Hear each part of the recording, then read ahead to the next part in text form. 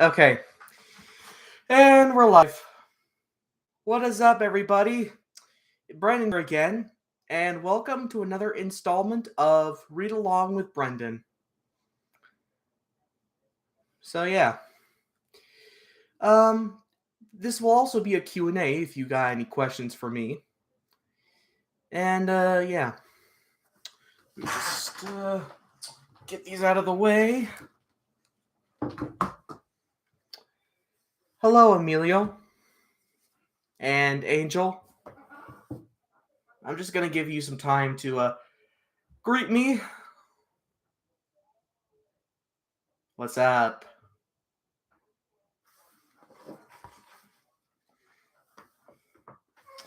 All right, now today's installment of oh, hey Fair, how's it going, Fair with Toads? Hi Ian, how's it going? Hey everybody. So anyway, today's installment of Read Along with Brendan involves a lot of hyenas and a lot of humor. Today, I'm not gonna be today I'm gonna be reading not one but two books because these are connected. Anyway, the first book I'm gonna be right. The first book I'm gonna be reading is The Bolts by Julian Clary.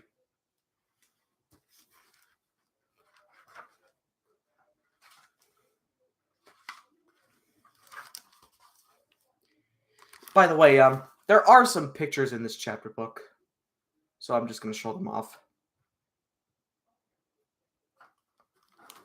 Okay, and it begins. Telling lies is never a good idea. I once told my friends that I was a sausage roll. I was, I really definitely was, I said. When they finally believed me, they squirted me with tomato ketchup and bit me on the leg. Stop it, I had to shout in the end. I'm not a sausage roll, I am a human being.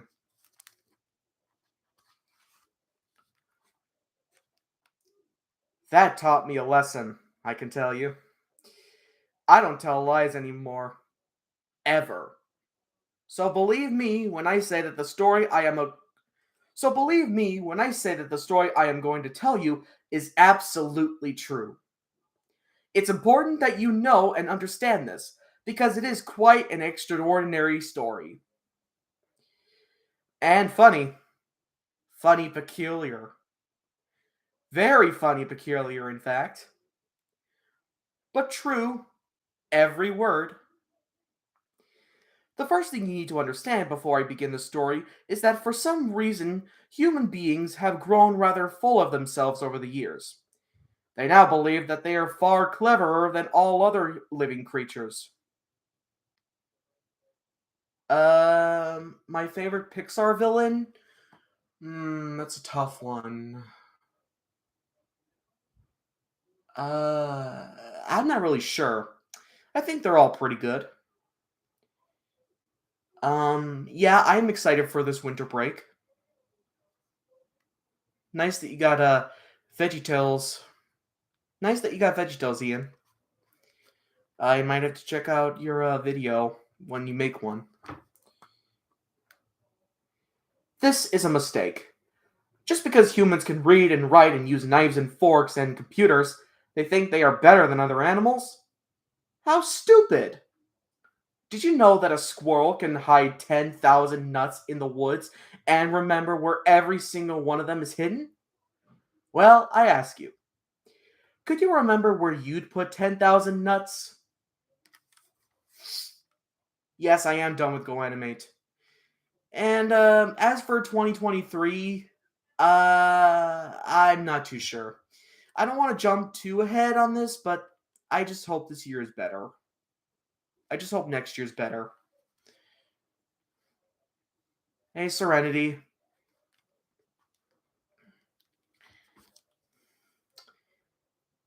Frogs can sleep with their eyes open. Can you? A cat can lick its own bottom. How clever is that?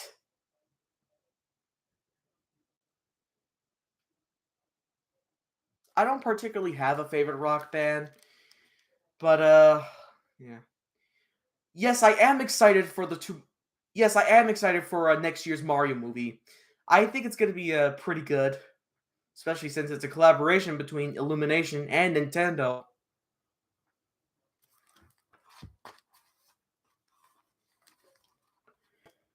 What is the worst modern cartoon? What is the worst modern cartoons currently airing on TV? That I am not sure. And you retracted your message for some reason. Okay. And now to continue. The truth is that animals are just as clever as people, but clever in different ways. Animals think people are the stupid ones sometimes. Next time you pass a field of sheep, stop and look. They will stare back at you with a steady, sympathetic gaze. If you look closely, if you look closely though, you might see them shake their heads, amused that we need to wear sweaters and coats made out of wool that grows perfectly naturally on their backs. What a silly business.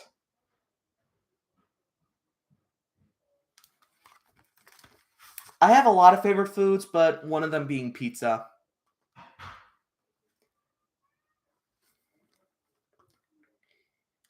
But anyway, back to my story. It begins 10 years ago, far away in Africa. Africa, as you may know from photographs and television programs, is a very hot and beautiful place. There are forests and bush and vast open plains where lots of wild animals live. Lions and lions and elephants and giraffes. Um I might consider that, Robert. I mean, that's what I am planning for next year if I have time anyway. I don't think I have a favorite Pokemon, but if I did, it would depend on how good it is for battles and how strong they are. Hmm. What do I think of Little Bill? It's African American Caillou, but a little less annoying. Hmm. There are brightly colored birds that live in the trees. Monkeys and gorillas, lizards, hyenas, porcupines, and buffaloes. The place is teeming with life of every shape. The place is teeming with life of every size and shape you can imagine. And in Africa, let me tell you, the wild animals are also very clever. They watch human beings and chuckle to themselves. Fancy going around cooped up in air conditioned buses and cars and eating boring cooked food. Humans all look so uncomfortable. We so called wild animals wander around freely, they say to each other, breathing the fresh air and eating fresh food that we catch or pick or graze for ourselves. Far better, in our humble opinion. Which lifestyle seems nicer to you? All the animals in Africa know that the cleverest among them are the hyenas. They aren't the fastest or fiercest or, let's face it, the most beautiful, but they are smart and determined and work together to get what they want. They are very good at scavenging too. But the thing hyenas do best, and which drives all the other animals crazy, but the thing hyenas do best, and which drives all the other animals crazy, is laugh. In fact, they're known as laughing hyenas. Long shrieks and cack long loud shrieks and cackles.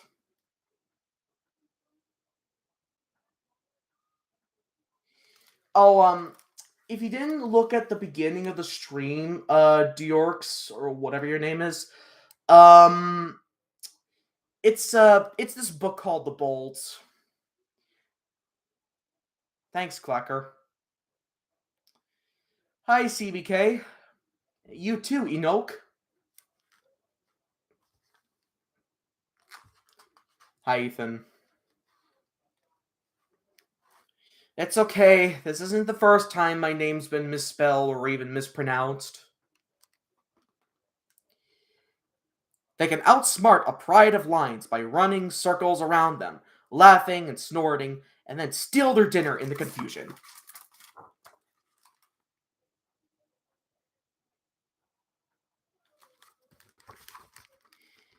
To be honest with you, hyenas are not very popular among the other animals. Birds sing prettily, lions roar impressively, but the incessant laughter of the clever hyenas gives the other animals a headache. Now then, there was once a l- now then, there was once a large clan of hyenas living in the Masaya Mara, sorry if I mispronounced that, which is a huge national park in Africa. And these particular hyenas laughed even more than most. Hmm. Now then, there was once a large clan of hyenas living in the Masai Mara, which is a huge national park in Africa, and these particular hyenas laughed even more than most. I don't think I'll be uploading Teletubbies content for a long time. Despite me still liking the show whenever I have to despite me still liking that show and watching it from time to time whenever I feel down, I don't think I'll be making Teletubbies content anytime soon. I haven't seen the former, but I'm in love with the latter. It's actually one of my main inspirations for writing, as a matter of fact. If I could travel back on time, what would I do? I'd stop COVID-19 from happening. Can you just find the link yourself? Let me just hold on a second. One more question, then I'll get back to the story.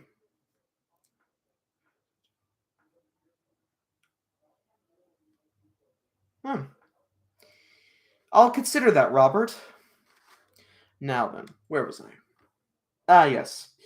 They lived in burrows near to a safari camp, where lots of tourists came to see the animals in their natural environment. Slowly, these hyenas became accustomed to their strange visitors. They would creep they would creep ever closer to the camp, scavenging leftover food, getting bolder and bolder.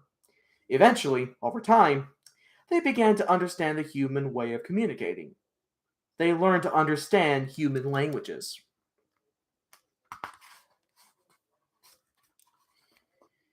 There were a lot of English visitors at this particular safari camp, so after a while, the hyenas began to copy their language and they started to talk. In fact, their first words to each other in English were, "Cucumber sandwiches, anyone?" One day, a honeymoon couple at the safari camp foolishly wandered into the bush alone with nothing but their backpacks for protection, finding the African midday sun too hot for them. They slipped out of their they slipped out of their khaki clothes and went for a dip in the pond.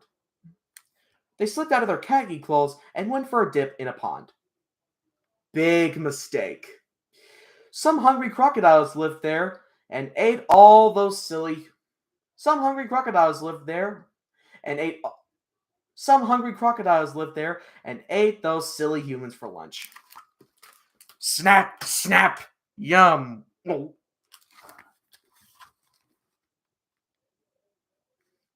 I've seen the first episode on Bear in the of I've seen the first episode of Bear in the Big Blue House on VHS, along with its ninth episode, What's in the Mail Today, which was from Volume 1.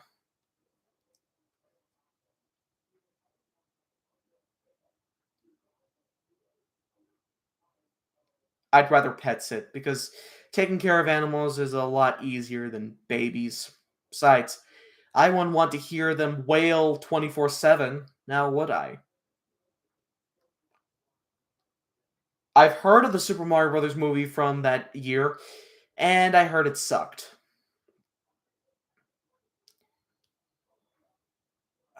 In case you missed it, Simon, I said I'm in love with the latter, which is total drama. Uh, that depends. Which Hanna-Barbera are you talking about? The MGM shorts, or the TV shows that Hanna-Barbera made? That's what I'm trying to figure out, Ethan. I just don't know yet.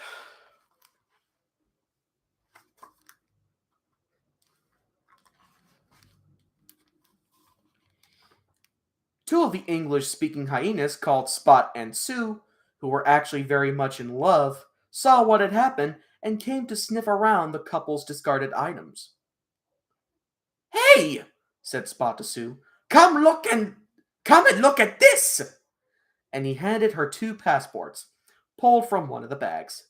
"Well, well," exclaimed Sue. "The poor dears were Well, well," exclaimed Sue. "The poor dears were called Fred and Amelia Bold. May they rest in peace." The two hyenas stopped for a moment and bowed their heads as they thought about the poor dead humans.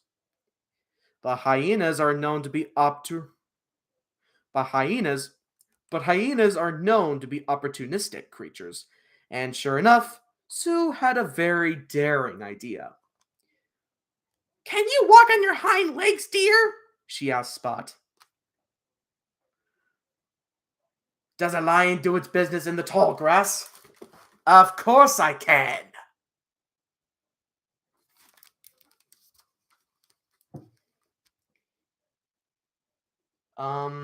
I think my favorite female Toy Story character has to be Jessie.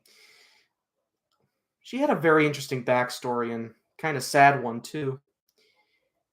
And she did learn to accept yeah, she did have a very interesting backstory, and I like her voice actress too. That's pretty much it. My favorite YouTube poof from S My favorite YouTube poof from CS188 is Kayuzi Bolaween. Like, no joke. I was actually laughing for minutes on end at a couple parts. That's how funny it is. "Then listen," Sue said excitedly. "These clothes look like they might fit us. We could put them on and go back to the safari camp as Fred and Amelia Bold." "Then what?" asked Spot, frowning. "Don't you see?" said Sue. "This is our way out of here. I've always fancied living in England. Apparently, it isn't as hot as Africa, and the humans there love lining up. That would make a nice change from always fighting and diving in for scraps of meat here with the rest of the hyena clan. This is our chance for a new life." "Oh my," said Spot with an incredulous laugh. "Oh my," said Spot with an incredulous laugh. "That is one bold idea. Do you really think we could get away with it?" "Why not?" said Sue as she continued to look through the dead couple's belongings. "Look, here are two plane tickets, driver's license, house keys, car keys, and our new address, 41 Fairfield Road, Teddington in Middlesex, England." "It does have a nice ring to it," said Spot as he slipped into the large pair of shorts. "And I must say, these are a perfect fit." "Tuck your tail out of the way, for goodness sake! It's peeking out of the bottom of your shorts." "Tuck your tail out of the way, for goodness sake! It's peeking out of the bottom of your shorts. That would give the game away." Spot laughed. "Oh, Sue, how I love you," he said, trying on a green sun hat. "I'm not Sue anymore, remember?" she replied, putting on a fancy voice as she buttoned up her khaki shirt. "From now on, you must call me Amelia, and you, my husband, are Fred. We are Fred and Amelia Bold." And with that, they both rolled around laughing before they got up on their hind legs to walk back to the camp and into a new life.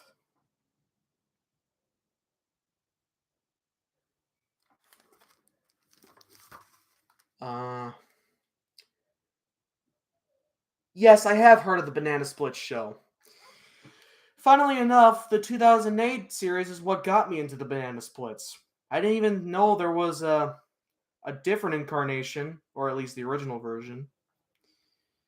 Uh, Pingu up to this day. I still think it's very relatable. It just pretty much disturbingly captures the hard knocks of life. Thanks, Gigaham. I'm a bit of an enthusiast for. I actually took a bit of inspiration from a lot of media. My favorite YouTube poop collab I hosted. Um, that's a tough one. I'm just gonna leave it by. I'm just gonna leave it at this and say that they were all good in their own way. Even if I couldn't get any of the my own entries done in time. Uh, I've heard of B&B Productions. I am actually sub to him. And as for the Backyardigans, I still think it's a pretty good show. Hi, Tega.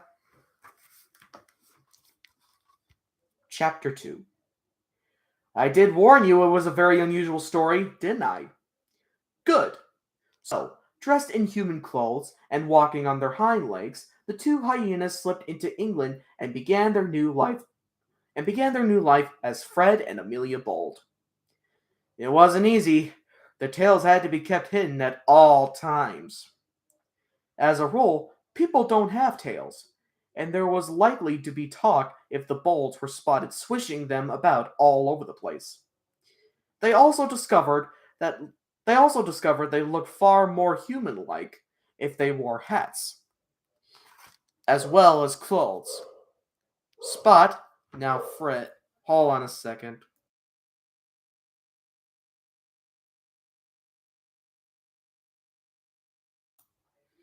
Okay, must have stopped now. As well as clothes. Spot, now Fred, wore the green hat he had found among Fred's things, and Sue, now Amelia, had made herself a very fetching turban out of Amelia's scarves, which covered her long ears wonderfully. They also realized very quickly that humans don't laugh nearly as much as hyenas, and it didn't do to draw attention to themselves. In fact, a flight attendant had gotten angry with them on the plane to England for laughing too much when she did her flight safety demonstration. I'm a little excited for Christmas, though I don't really get. Though it seems nowadays I don't really get that much because I have a lot of stuff on the internet. Stuff like that. They had to learn to bottle up their laughter until they were safely home. And even then, they sometimes had to cover their snouts with a pillow in case the neighbors became suspicious. We mustn't draw attention to We mustn't draw attention to ourselves, dear, said Fred. People are staring at us. People staring at us as it is. It is true to say that people in Teddington consider them to be an unusual couple. But no one jumped to the conclusion that they both but no one jumped to con- but no one jumped to the conclusion that they were both but no one jumped to the conclusion that they were a pair of hyenas. And because they both laughed all day long, people decided they must be a fun couple to be around, and they made friends easily. Children were sometimes a little. Oh, might as well show you this. Yeah, this chapter has a lot of pictures, just so we're throwing it out there.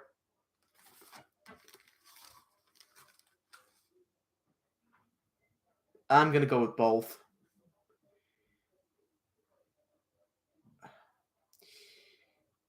Rainbow, Rainbow Rosie. I am not a fortune teller. I can't see into the future. Sorry to say.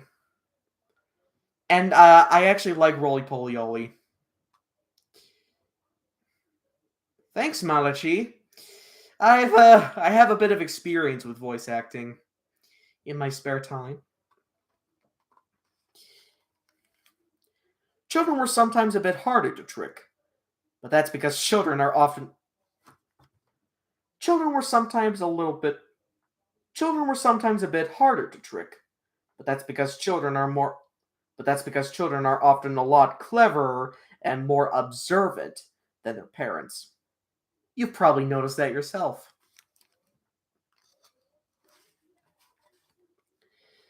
You'll be on the bus and someone gets on who You'll be on the bus and someone gets on who looks very different. You'll be on the bus and someone gets on who looks very different or has something rather unusual about them. And as soon as you say, "Mom, why does that man," all the adults around you immediately say, "Shush, it's rude to stare." And they never seem to notice that the people and they never seem to notice that the people look different. That's what happened to Amelia a few times in the early days. Children would stare at her and tug on her. That's what happened to Amelia a few times in the early days. Children would stare at her and tug on their parents' sleeves. But they were quickly not but they were quickly told not to point. And before long, Amelia had learned that once she had glasses on a color but they were quickly told not to point. And before long, Amelia had learned that once she had glasses on and a colorful turban, not even children noticed her snout like nose and pointy teeth. The hyena's new home at 41 Fairfield Road was very nice, they thought. A 3-bedroom house with a pretty garden and a garage with a shiny blue Honda park inside.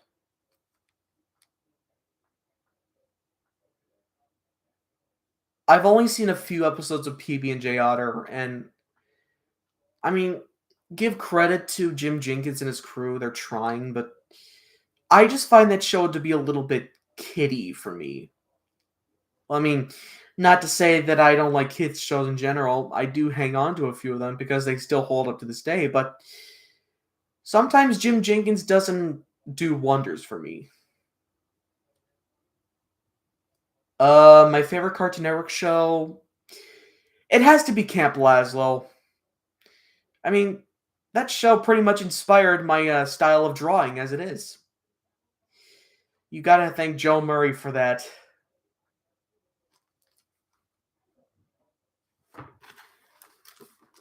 Also,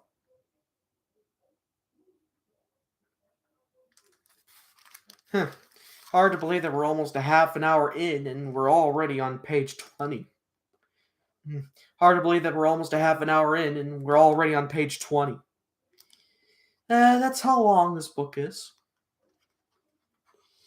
So do I, Spirit Fanboy. So do I. It makes our old burrow seem very dirty and dingy. Lovely to have windows to look out of, said Amelia when they first arrived. I have a very strong urge to dig a hole in the garden, confessed Fred, biting his lip and pawing. Confessed Fred, biting his lip and pawing the air as if he were digging furiously there and then. So have I, agreed Amelia. But we'd better wait until it gets dark.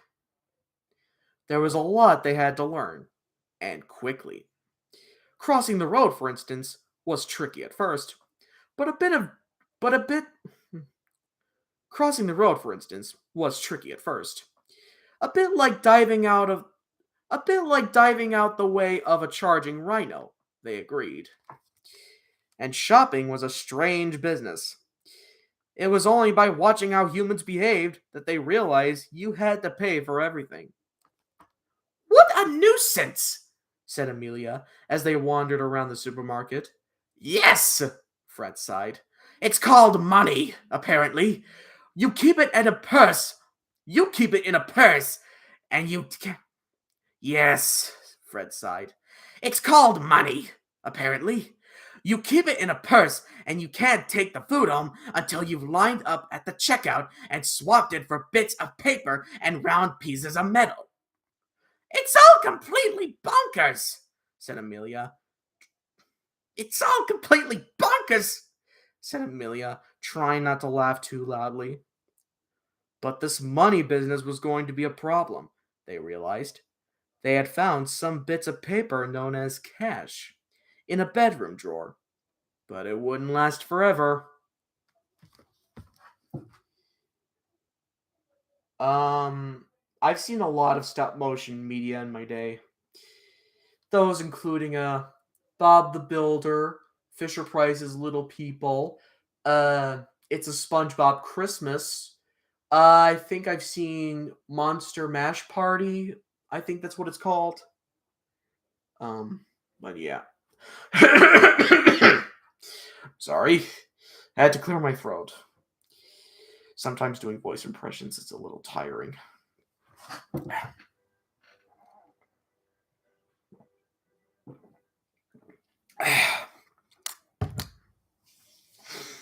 Okay. Never seen any of those shows. Yes, I do think Bear in the Big Blue House is better than Barney. Mainly because the former character is relatable. He's kind of like a father figure in a sense. I haven't seen too much of regular show, though I wish I had. I've never even heard. I didn't even know you were on YouTube for almost 10 years.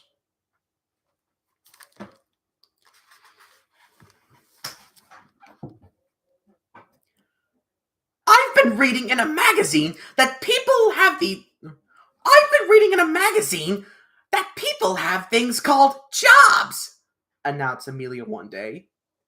Isn't that when you go to the toilet? Asked Fred innocently. Big jobs? shrieked Amelia. No, people go to work in an office or somewhere. This is called their job. Why would they do that? Well, then you get given money, kind of in exchange for your trouble, so you can buy food and clothes. Isn't it silly? Said Fred when he finally understood. Well, yes, it is, agreed Amelia, as she picked up a pile of papers from the kitchen table. But money will help pay these. What are they? Asked Fred. They're called bills. Bills? Like Bill and Bob? Unfortunately not. You know the lovely fresh water we drink out of the tap? Yes, delicious, said Fred.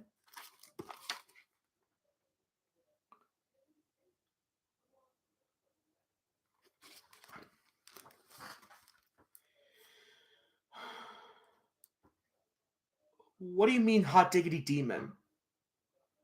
What are you talking about, Alistair? What are you talking about, Alistair? Well, Amelia explained, it isn't free. We have to pay for it. No! Fred was confused. But water falls from the sky! No one owns water! So how come it costs us money? Amelia shook her head. Don't ask me, but here is a bill! And another for the nice warm radiators and the handy electric light. Everything, but everything, costs money! She threw the pile of papers in the air. The bills fluttered silently down. Over the two thoughtful hyenas. Eventually, Fred spoke. So, what are we going to do? Amelia smiled. Don't worry. Don't worry. We will have to get jobs. That's all. Earn some money. What would you like to do? Or be? Thank you, Ben. You're too kind.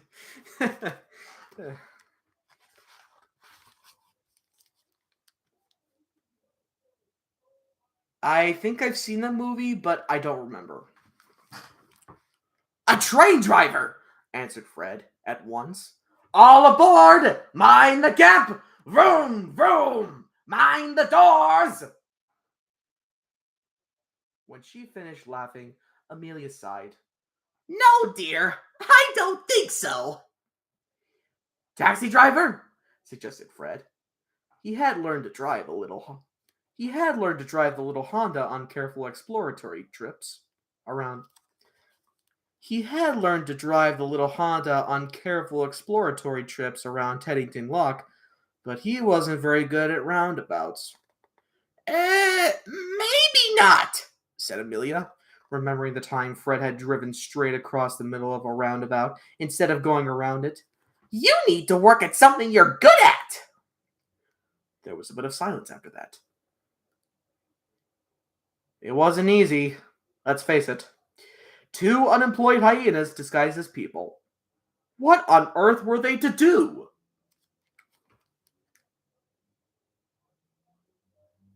I've never seen Soder fall out. Why though? Is it good? Funny you should mention that, Tony. I'm actually going to change my profile picture next month. Well, since I'm done with the whole Go Anime bullshit and all. I've only seen a few clips of Sonic the Hedgehog from 1993. Not the whole series, though I heard it's ironically good. Pingus.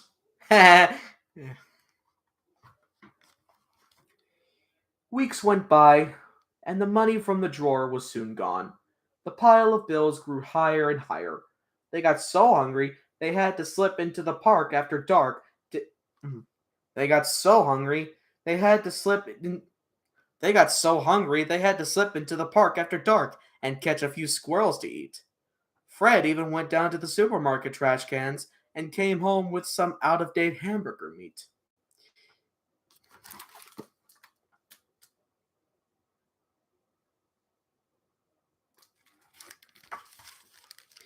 But eventually, their luck changed.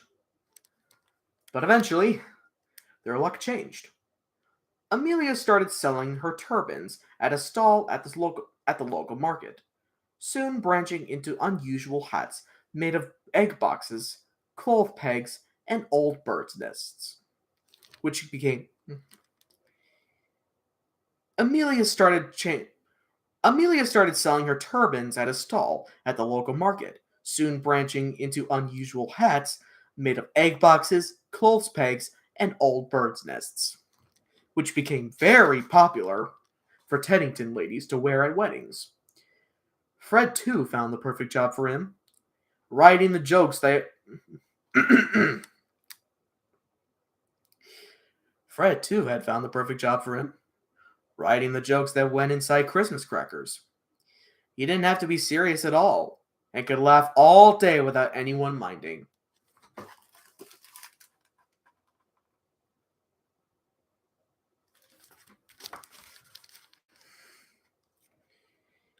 So Amelia and Fred became very happy living their new life. The weather wasn't as hot and stifling as in Africa. People looked sideways at them sometimes, but no one knew they were really hyenas. And they earned enough money to pay the bills and go shopping. They thought they couldn't be any happier. They thought they couldn't be happier. They thought they couldn't be happier. Until one night, after what she thought was a bit of a stomachache, brought on a. They thought they couldn't be happier. Until one night, after what she thought was a bit of a stomachache, brought on by a moldy burger, Amelia gave birth to twins. Amelia gave birth to twins. Or should I say pups. And the Bolts laughed and laughed with joy.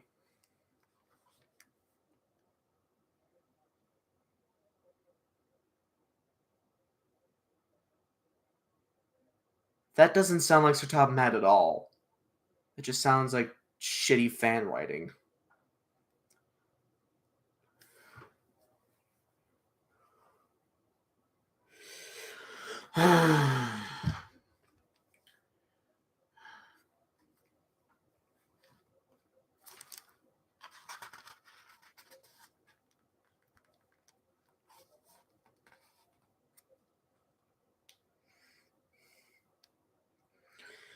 The Bowl children, a boy and a girl whom Fred and Amelia decided to call Bobby and Betty, were delightful bundles of furry fun. Of course, their parents loved them dearly, but as babies, the two children did have a tendency to howl rather than cry, and it took a long time to teach them how to stand on their hind legs. But still, once they were in diapers, wearing baby clothes and floppy bonnets, no one really noticed any difference. And as Mr. Bold pushed them proudly ar- and as Mr. Bold pushed them proudly through the park in their stroller, people would stop and say, "Don't they look like you?" and never finish by saying, "And you'll look," and never finish by saying, "And you just look like a wild ant," and never finish by saying, "And you look just like a wild animal," in the same way people don't say about ugly babies. "Oh, he looks just like a toad," even if they're thinking about it.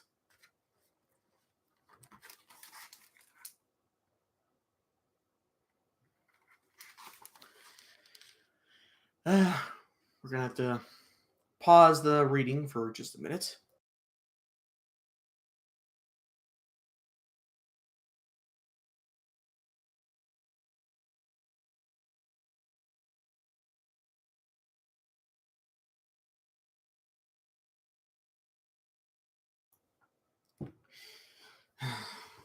Okay. I don't know the user.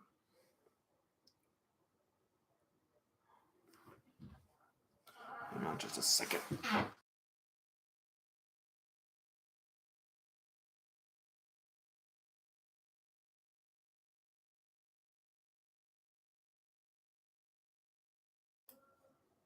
Um.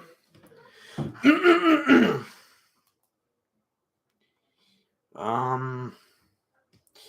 Well, anyway, might as well continue. The twins grew up to be happy and boisterous, full of fun, and of course, laughter. They both had big brown eyes and wide, smiling mouths with sharp white teeth. Betty had darker, wiry hair, which was tied in two small bunches just behind her cute, but rather large, round ears. Bobby's hair was blonde and speckled, and stuck up in tufts at the top on the top of his head. Sometimes, when they were playing, rolling around together wrestling, Betty would nip Bobby, and he would yelp until Mrs. Bold picked him up and comforted him. But most of the time, he was a cheerful little scamp who would tease his sister until she chased him around the house and into the garden. Of course, there came a time where Mr. and Mrs. Bold had to tell their children the truth about who they really are.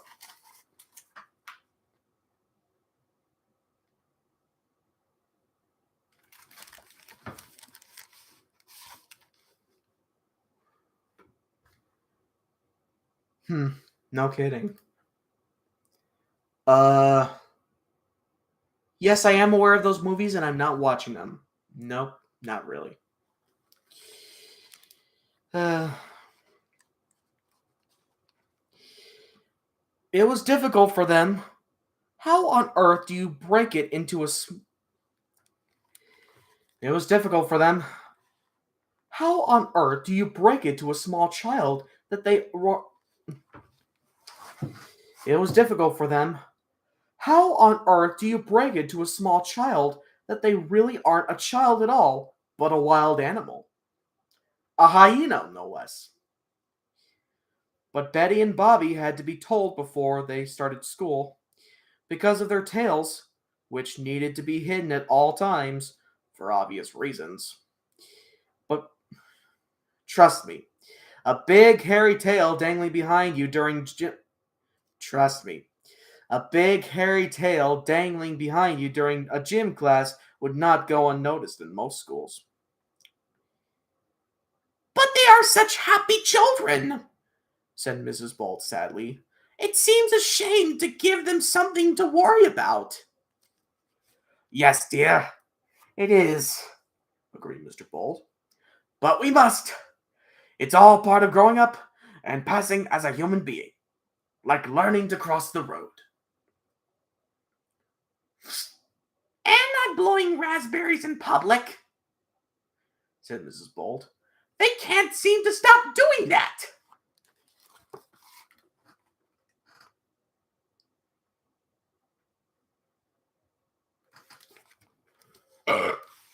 Excuse me.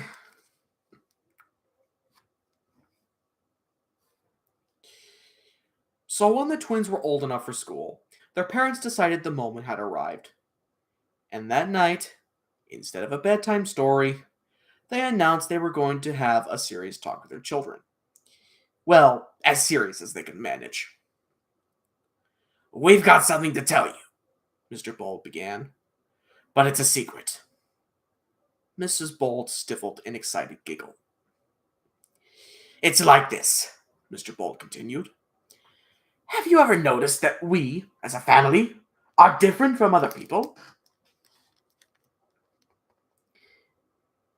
"We've got more hair," suggested Betty, stroking her furry arm. "Yes, that's part of it." "And people get cross sometimes," said Bobby. "We don't. We just laugh at everything, no matter what." "Exactly," said Mr. Bold. "I don't know how to be cross," said Mrs. Bold. The very idea of it just makes me shriek." She began to laugh hysterically. "Please, dear," said Mr. Bold, "don't start me off." "I'm sorry, dear. I'm sorry, darling. Do go on." She squeezed her long nose to stop the laughter. "Yes, we must tell them. We really must." "Tell us what?" asked Bobby. First of all, you must both you must both promise that what I'm about to tell you will remain a secret. You can never tell anyone. Do you understand?" The children nodded solemnly. And so their parents told them the whole unbelievable story. They showed them pictures and videos of Africa and all. They showed them pictures and videos of Africa and of all the wild animals, including hyenas. And they revealed the secret they kept hidden for many years.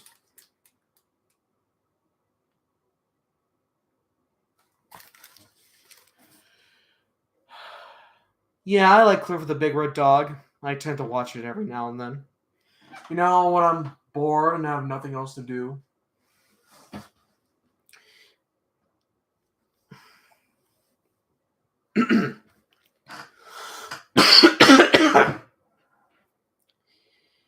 I'm only going to get around to reading this one book. Actually, I'm going to get around to reading this one book because, I got finals this week, and if I have the time, then maybe I'll get around to the second book. But, yeah. I think a charging station. I think I want like one of those portable chargers that my sister has. For my phone and stuff.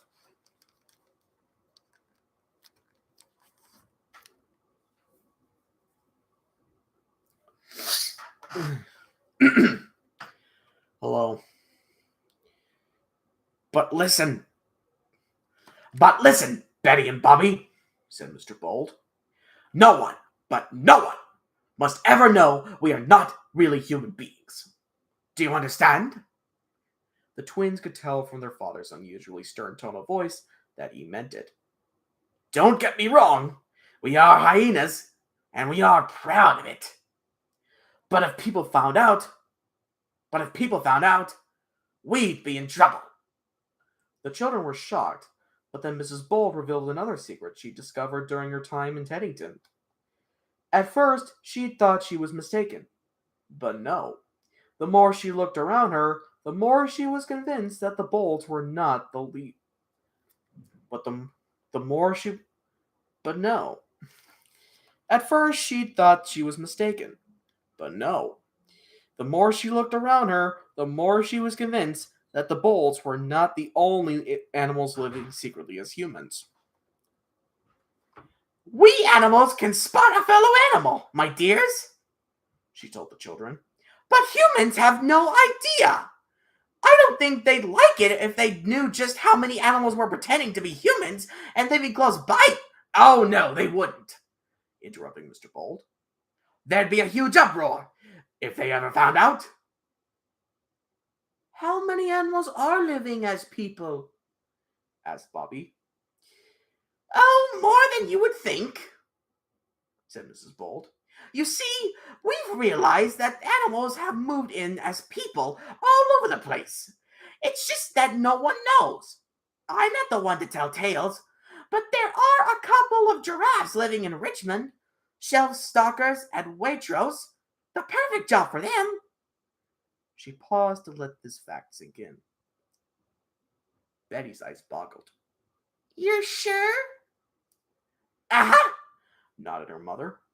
Have you ever noticed that some people look a little foxy, or owlish, or hippopotamus-like? My favorite era of PBS Kids has to be the 1989 era, since that was the era I grew up with the most.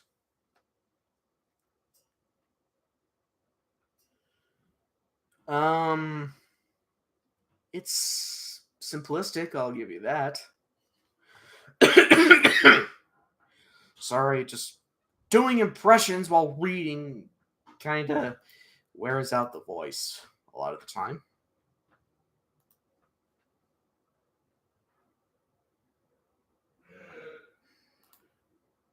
Sorry you had to hear that. Let's see, where was I? Oh, yes. Well,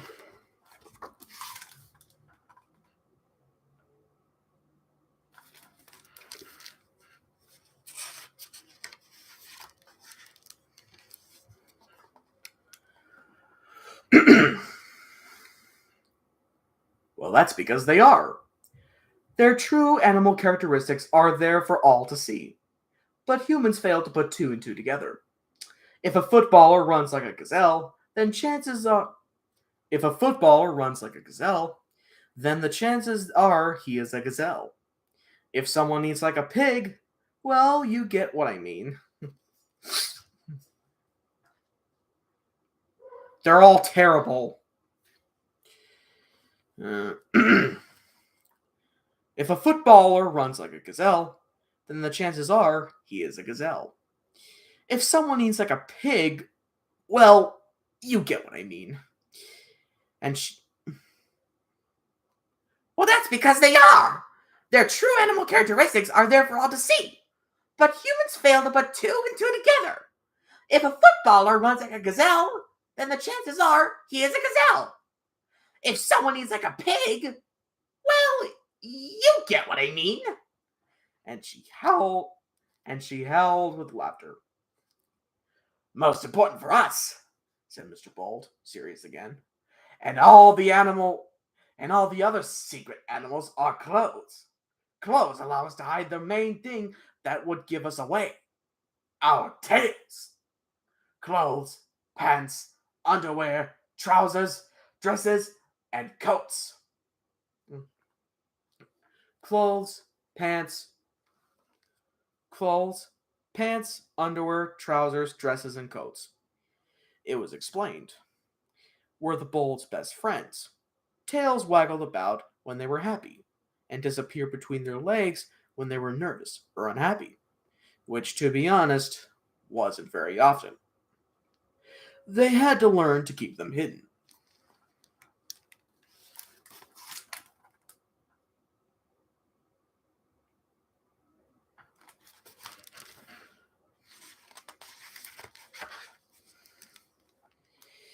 The pups seemed to take this new information in stride.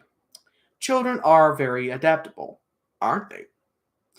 With the help of some sturdy underwear and sticky tape, their tails were kept well concealed, and they ran around charming everyone they met with their happy personalities. Soon after this serious talk from their parents, the twins started at the local elementary school. Their slightly odd appearance was forgotten after a couple of days, because they made everyone laugh. Unfortunately, this also got them into a lot of trouble. Where is your homework? Miss Millen, the teacher, asked Bobby one day. The dog ate it, he replied. That is a very poor excuse. Well, if it's well, it's true. I had to smear with dog food first, but he managed to get it down eventually. The twins. Oh, wait a minute.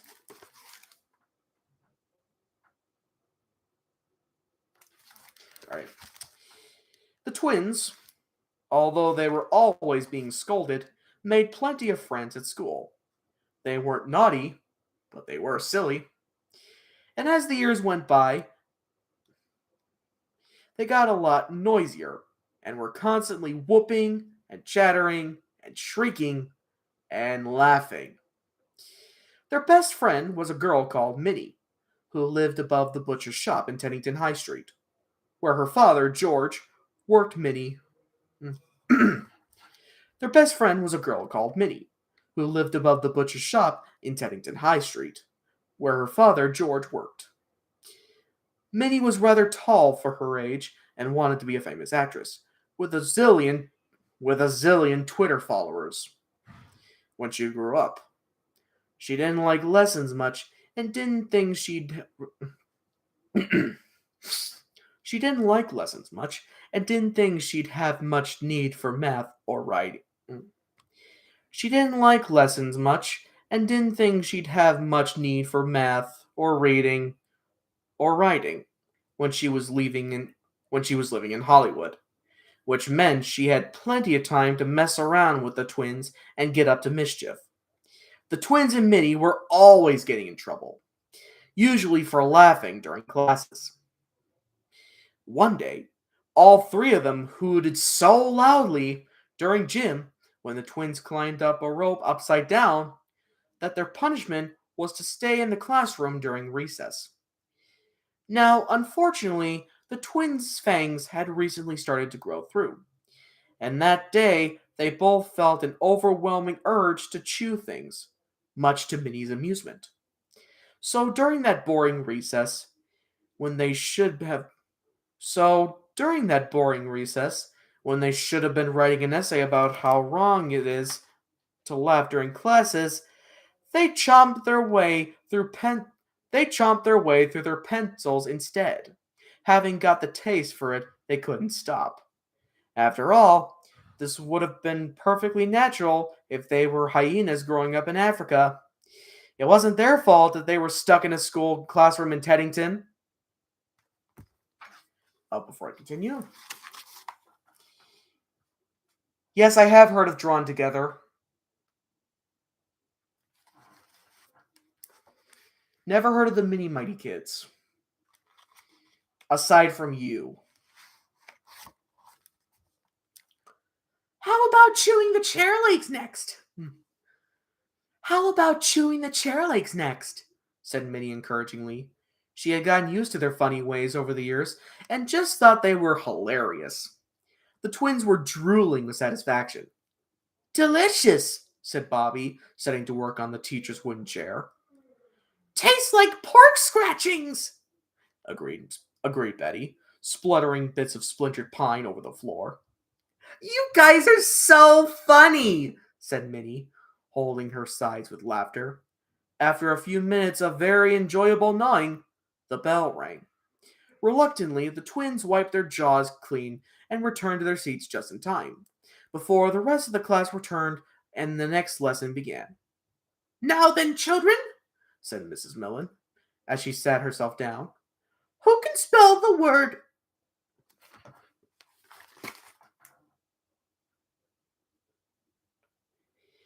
Yeah, I have heard of Chippendale Rescue Rangers. Thanks for asking. But before she could finish the sentence, there was a loud creaking, and her But before she could finish the sentence, there was a loud creaking, and her chair collapsed, crashing to the ground. Poor Mrs. Millen landed on her back, her big navy blue knickers on show to all the children, who couldn't help but snigger. But it was the Bold twins who laughed the hardest. They were in big trouble once again.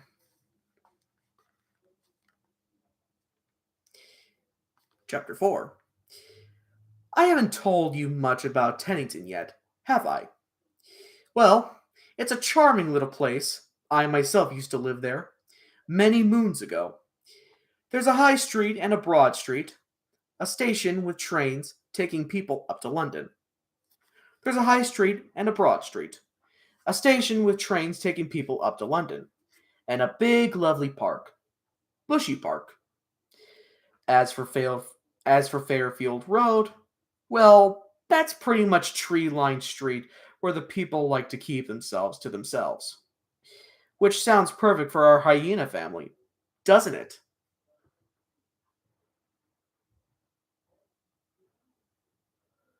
I like the Lego movie. It was pretty good. Um, but unfortunately, there was one exception to this rule. A bad-tempered, noisy old man named Mr. McNumpty. He had no friends, and he had never smiled. But unfortunately, there was one exception to this rule. A bad-tempered, noisy old... But unfortunately, there was one exception to this rule. A bad-tempered, nosy old man called Mr. McNumpty. He had no friends, and he never smiled. And he had nothing nice to say about anyone, particularly the Bolds. And just their luck, he lived right next door to them. It was hard to tell a whole. It was hard to tell how old he was. That's as that's if he had never been young. That's if he had ever been young. It was hard to tell how old he was. That's if he had ever been young. He had straggly white hair that poked out from under a silly fez hat, and a long runny nose that he wiped on his sticky and stained sleeve. He had big round shoulders and a lumbering walk, as if his legs were stiff and painful. I like some of the Mickey Mouse shorts. That's about it. And I'm gonna have to say Home Alone.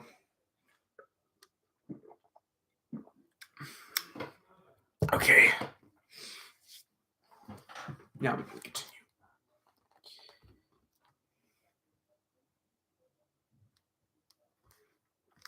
Let's see how much is this.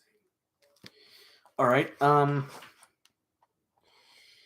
He would bang on the wall if the Bolts laughed too loudly, and throw garbage over the garden fence when he thought no one was watching. You live like animals! He shouted gruffly once. You live like animals! He shouted gruffly once when Betty and Bobby were having a lovely time rolling about in a muddy flower bed on the morning of their seventh birthday. You live like animals! He shouted gruffly once when Betty and Bobby were having a lovely time rolling in a muddy flower bed on the morning of their seventh birthday. Little did he know, he didn't like children, and he didn't like laughter. If the Bolts passed him on the street, he would refuse to answer when they called out a cheery, "Good morning." He just scowled and crossed the road. Poor Mr. McNumpty, said Mrs. Bolt. I can't imagine being so miserable and bad-tempered all the time. Perhaps I'll make him a cake. That will cheer him up. But it didn't. When she knocked on his door with a delicious Victoria sponge cake for him, he slammed the door in her face. What a hard thing to do, said Mrs. Bolt, back in her own kitchen.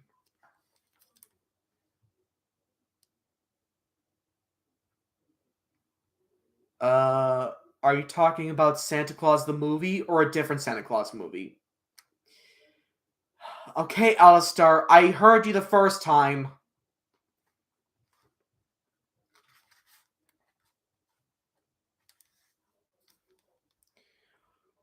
Well, maybe he'd rather have a pie.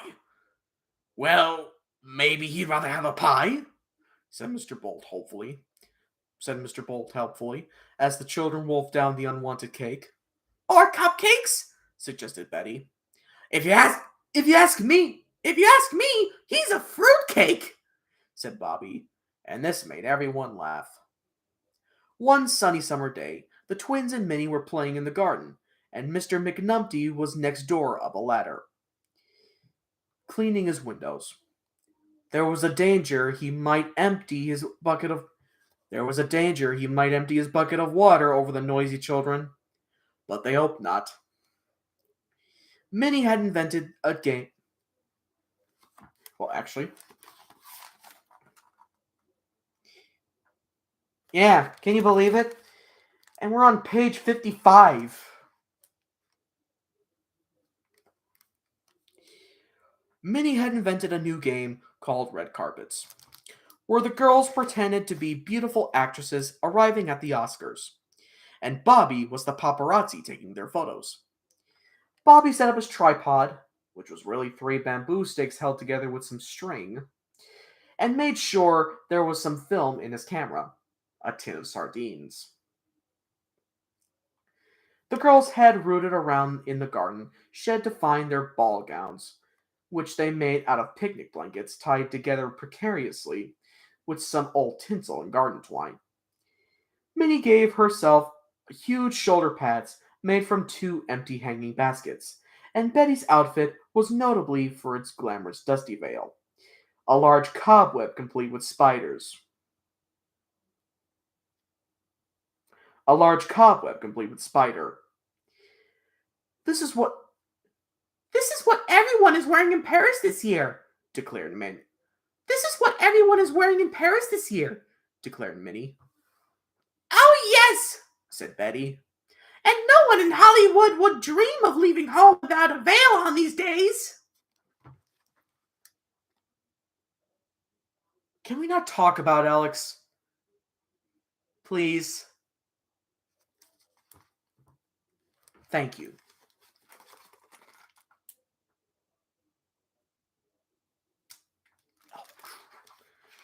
What just happened? I hope I didn't break it.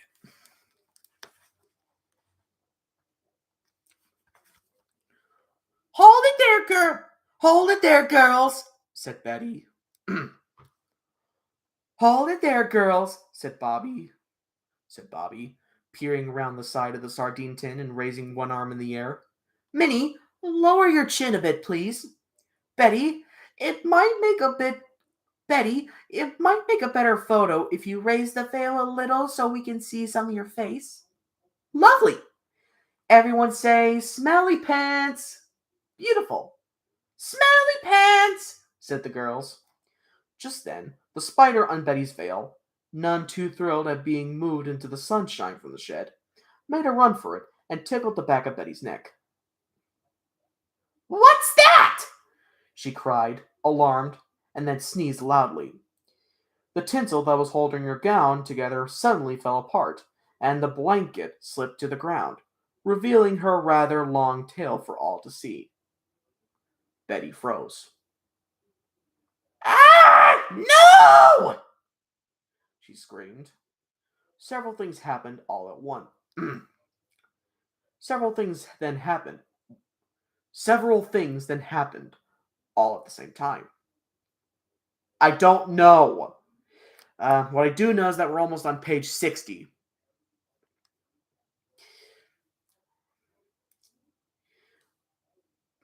Several things then happened all at the same time. Bobby leaped forward to quickly pick up the one. Bobby leaped forward to quickly pick up the blanket and cover the unusual protuberance. 2. Minnie gave a shriek of surprise and pointed in horror at the large furry tail that had suddenly been revealed. And 3. There was a loud clattering and a splash from the direction of Mr. McNumpty's garden. Like so.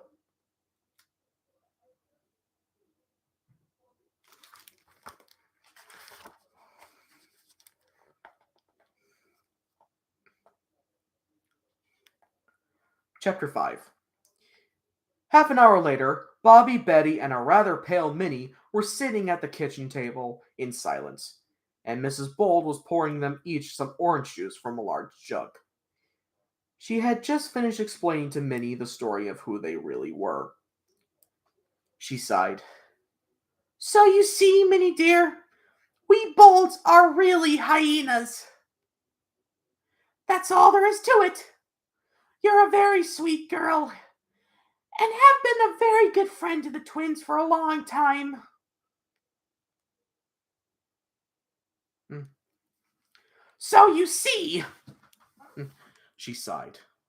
So you see, Minnie dear, we bolts are really hyenas. That's all there is to it. You're such a sweet girl, and have been a very good friend to the twins for a long time, and it felt wrong keeping it a secret from you. So, in a way, I'm glad you now know. They all looked at Minnie to see how she might react to the startling news. After a long, tense pause, the color began to return to her cheeks, and she broke into a big grin. Well, goodness me! She began. That's the biggest shock That's the biggest shock ever! I never imagined such a thing. But I guess that does explain why you're always laughing and why you do love wearing hats. You're not going to tell, are you? Asked Bobby fearfully. We might get sent away. Please, Minnie, said Betty, holding her hand tightly. You're my best friend in all the world. Please don't tell anyone, ever. Listen, said Minnie, placing an arm around each of them. Of course I won't tell. Cross my heart, you two are very special friends.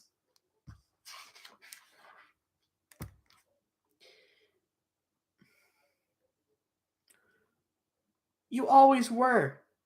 You always were. And now you are even more special. The twins and Mrs. Bolt all sighed with relief. This calls for some cookies, declared Mrs. Bolt, reaching for the cookie tin and placing it on the table. If only people weren't so peculiar about these things, we honestly wouldn't mind knowing it. We honestly wouldn't mind everyone knowing. Maybe one day we will be able to tell the whole world. But for now, we have to keep it under our hats.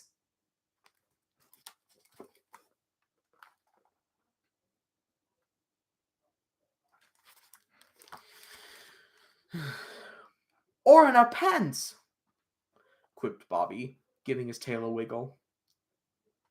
I'd love to have a tail, said Minnie. I honestly would. I'm very envious. They must be such fun. Very good for keeping flies away in a very good for keeping flies away on a hot night, said Betty. Swoosh your tail around and they're gone. I joined back in Christmas of 2011. I closed down my first channel on accident. Probably wasn't the best idea. But then again, you probably wouldn't like my really old content anyway, given I was a big fan of Annoying Orange. I'm not saying I'm still a fan of it, but that's for another day. I wish I had a secret I could tell you, pondered Minnie. But I can't think of one. My father was born in Chatham. My father was born in Chatham. Does that count? Not really, dear, answered Mrs. Bold. Although I wouldn't tell that to anyone until you know them quite well.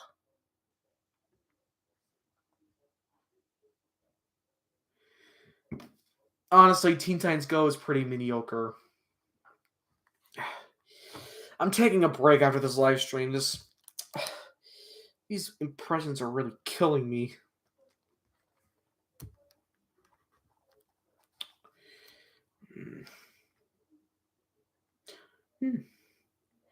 They all sat there chomping happily on their cookies for a moment. Until Bobby suddenly dropped on his plate. Goodness! Goodness! He cried. It's Mr. McNumpty! Goodness! He cried out. Mr. McNumpty! What about him? Asked his mother. Well, I forgot. What with everything that happened. But he was up his ladder when Betty's tail came out. Supposing he saw everything? Yeah, yeah, you're right, said Minnie. And wasn't there a loud crash? Like he dropped his bucket and wasn't there a loud crash? Like he dropped his bucket in surprise? Oh no! Now what shall we do? Wailed Betty. Mrs. Bold paced Mrs. Bold paced up and down for a moment, scratching her head, until she looked at the time on the kitchen clock. I know, she said. We'll wait for your father to get home. He won't be long. I expect he'll know what to do about Mr. McNumpty. Minnie dear, you had better run along home soon. Thank you for being such a good friend to the twins. And remember, not a word to anyone. Like a lot of grown-ups, Mr. Bold was in the habit of bringing his work home with him. This wouldn't be much fun if you were a garbage man or an accountant, but fine if you worked in a chocolate factory or, as was the case with Mr. Bold, you spend your day with, or as was the case with Mr. Bold, you spend your day writing jokes for Christmas crackers. So every day when he got home, it was Mr. Bold's custom to suppose it was Mr. Bold's custom to poke his head around the door and tell a joke or two. Today was no exception. No sooner had everyone heard his key in the lock and the front door open than his head appeared through the serving hatch to the living room. uh. well, oh, Jesus. Oh, Jesus. I don't really know what my favorite book is. I just don't. I'm not going to get around to book 2 until sometime later. Not just because my voice is already starting to give out, but because but also because I have finals this week and I could really use my impression. I could really give my impressions a break. My favorite TV show, I don't really know. I don't really know at the point. I don't really know at this point.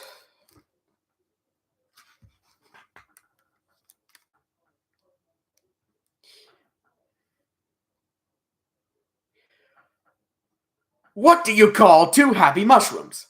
Fun guys! What did the earwig say as he fell over the cliff? Here we go!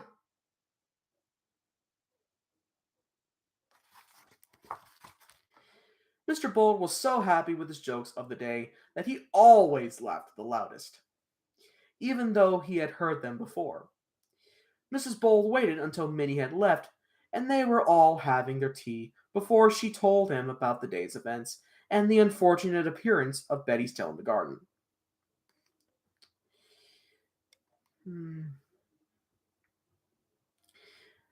Minnie is going to keep our secret safe, but we are worried that Mr. McNumpty might have seen the tail and dropped his bucket in surprise. What are we to do?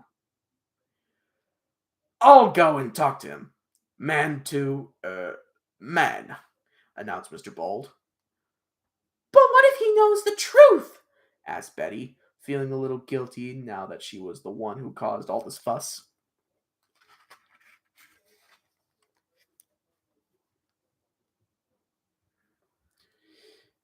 Mr. Bold gave her a gentle pat on the head. Don't look so worried, sweet pea. Dad to the rescue! If you need me, I will have to do that thing that humans do. Lie! He got up from the dining room table and rolled up his sleeves. What do you call a train loaded with toffee? A choo-choo train, of course. I think Dr. Seuss is all right. Never seen Big City Greens. So Fred Bold marched next door and gave a no-nonsense rap on Mr. McNumpty's door. After a long, meaningful silence, the door opened a few inches, and the suspicious eye of his neighbor appeared. Yes, he snapped. Ah, Mr. McNulty. Fred from next door. How lovely and clean all your windows are looking. Just checking you are all right. My wife tells me there was a bit of Ah, Mr. McNulty. Fred from next door. How lovely and clean all your windows are looking. Just checking you are all right. My wife tells me there was a bit of a commotion this afternoon. Came the bad tempered response. We were worried that you dropped the bucket. Still here, aren't I?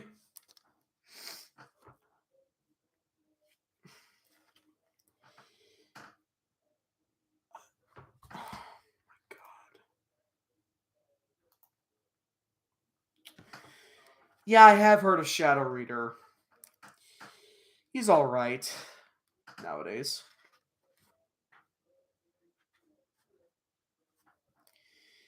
I don't really have a favorite Sesame Street season because I can't tell any of them apart.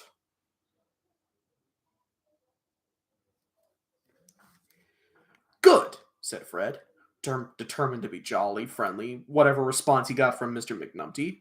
Not to, worry about, then. Just an unfortunate accident?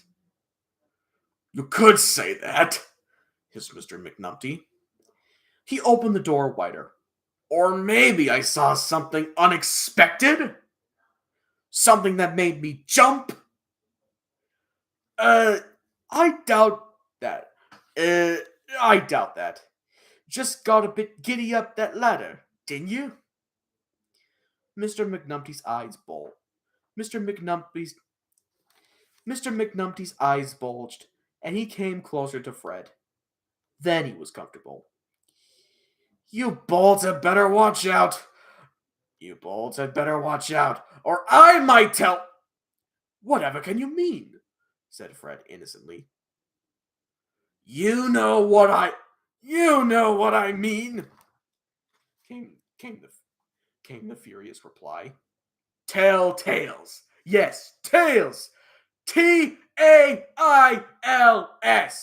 You're not right, you lot. Not right at all. I saw it. Calm down, old chap, said Fred, holding his hands out as if to protect himself. Whatever you think you saw, it didn't see any. Uh, Calm down, old chap, said Fred, holding his hands out as if to protect himself. Whatever you think you saw, it didn't see anything at all. That's all there is to it. I have no idea.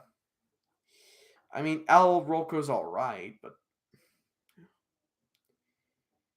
And as for my favorite Sonic character, I can't answer that one. Because I never seen the Sonic franchise as a whole.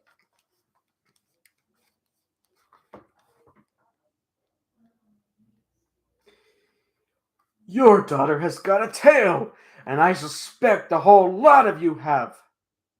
Tails! Your daughter has got a tail, and I expect a whole lot of you have. Your daughter has got a tail, and I expect the whole lot of you have. Tails! I knew there was something odd about you, Bolts. Tails! Hush now, said Fred, worried that Mr. McNulty's raised voice might be overheard by others on the street. Of course we don't have tails. I've never had anything so ridiculous or insulting in my life. What you saw was no such thing. It was so!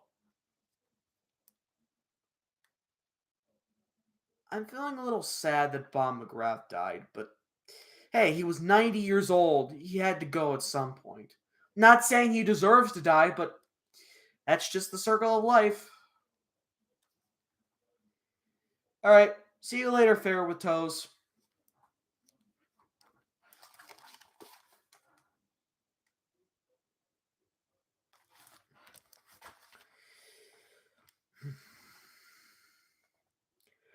No, Mr. McNulty. It was, a thing.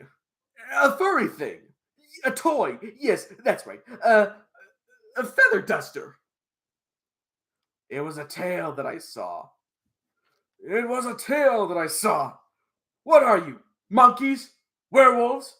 I've got a good mind to call the ASPCA, and I've got a. It was a tail I saw. It was a tail that I saw. What are you? Monkeys? Werewolves? I have a good mind to call the ASPCA and have you all taken away. Don't do anything silly, said Fred, trying his best to smile endearingly at his angry neighbor, but worrying about his sharp teeth that just add to the man's suspicions. You're just letting your imaginations run away with you. Maybe you have had that a little. Maybe you have had a bump on the head? Have you got a temperature? Let me feel your forehead. Let me feel your forehead. He raised a paw towards Mr. McNumpty, who backed away and almost closed the door completely. Get away from me, you beast! Fred thought the best thing he could do to calm the situation down was say nothing for a moment.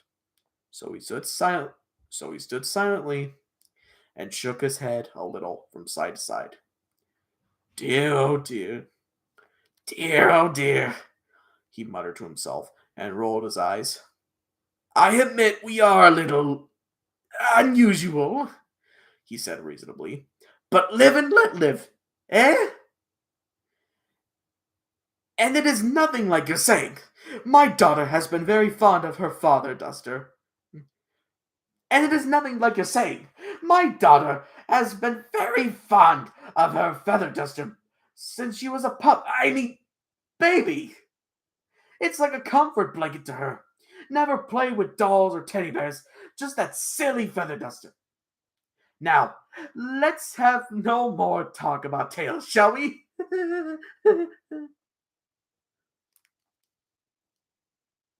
All right, see you later, Kickingham.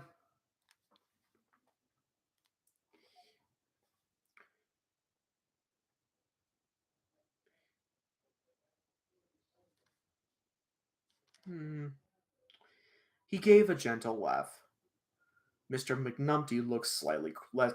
Mr. McNumpty looked slightly less cross, as if he was now unsure about what he'd seen over the fence. Well, well, maybe. Not maybe, dear chap. Definitely, said Fred conclusively. I'm terribly sorry if it gave you a fright and you dropped your bucket. But I thought, said Mr. McNumpty, looking less sure of himself. Well, I thought I saw a man in the moon once, but I didn't at all, did I? Said Fred, letting out the loud chortle that he had been building up inside of him. Well, I thought I saw a man in the moon once, but I didn't at all, did I? Said Fred, letting out the loud chortle that had been building up inside him. Okay, said Mr. McNumpty doubtfully. Now that that's all sorted out, now that now that's that all sorted, would you like to come in for a cup of tea and some ice cream? Fred licked his lips encouragingly. No, I would not, said Mr. McNumpty, sounding cross that Fred had managed to talk him out of what he was sure he'd seen. I keep to myself. And be warned, Mr. Bold, I'll be watching you a lot. Watching you all very closely indeed. And if I ever see anything again that makes me think of. And if I ever see anything again that makes me think I'm living next door to a bunch of furry critters masquerading as decent, law abiding human beings, I shall blow the whistle on the whole flea bitten lot of you. And with that, Mr. McNumpty slammed the closed door.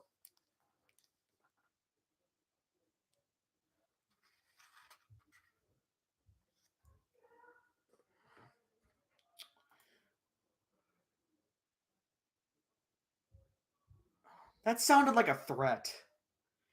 I'm sorry, Terrence, but what you said kind of sounded like a threat. I don't care if you're trying to be funny and all, just There are some things that are funny and others that aren't.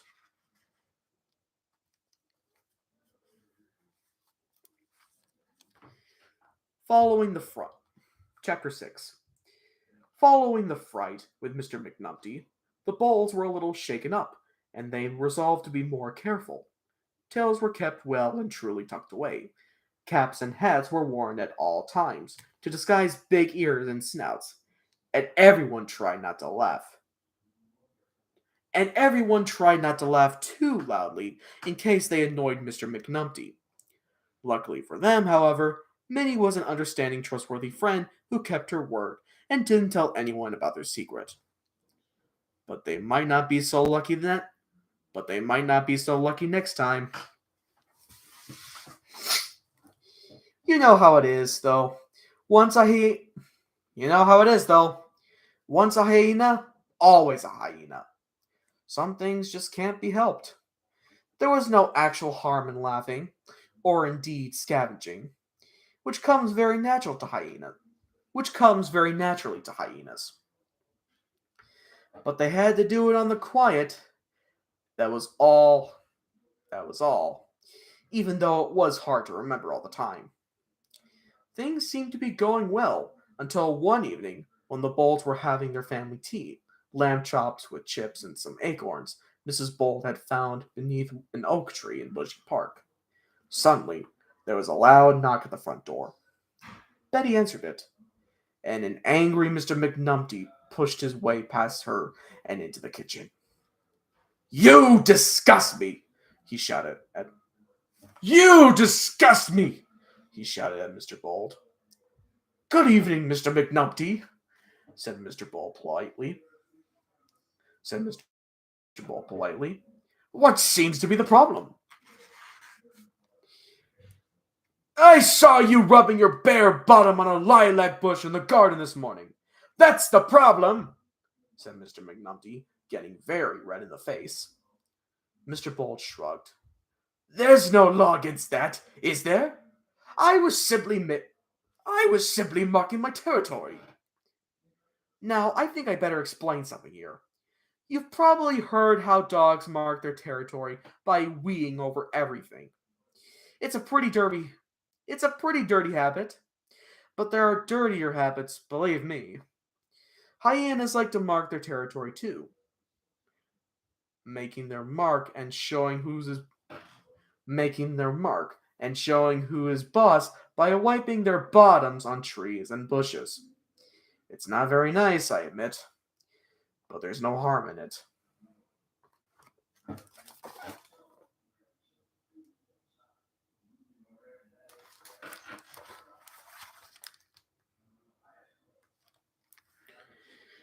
Mr. Bold had worked hard at being a human. He wore clothes, cleaned his teeth, used a knife and fork, and even read newspapers.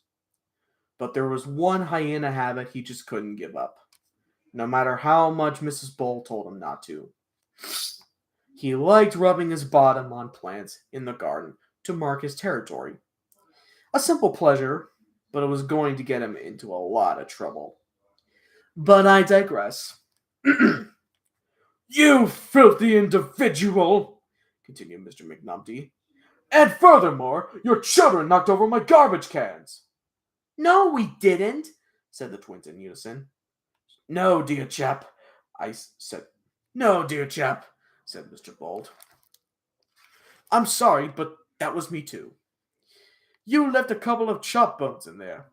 I could smell them as I passed your cans this morning. Waste not, want not. Delicious!" Betty looked down at her plate and suddenly lost her appetite. Mr. McNumpty made a strange growling noise. "You filthy, horrible, revolting lot," he said. "You live like animals. Why don't you go and live in Kenton Safari Park with all the other beasts? You'd be right at home there." And with that, he left, slamming the door behind them. The Bold sat in stunned silence for a moment. Then Mrs. Bold said, "Eat up, children. Anyone for mint sauce?"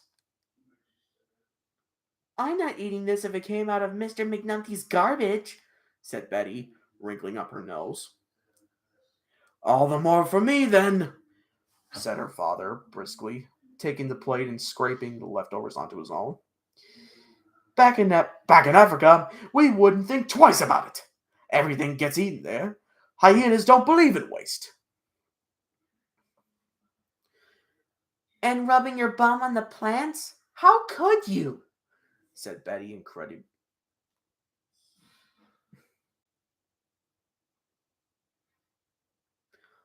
And rubbing your bum on the plants? How could you? Said Betty incredulously.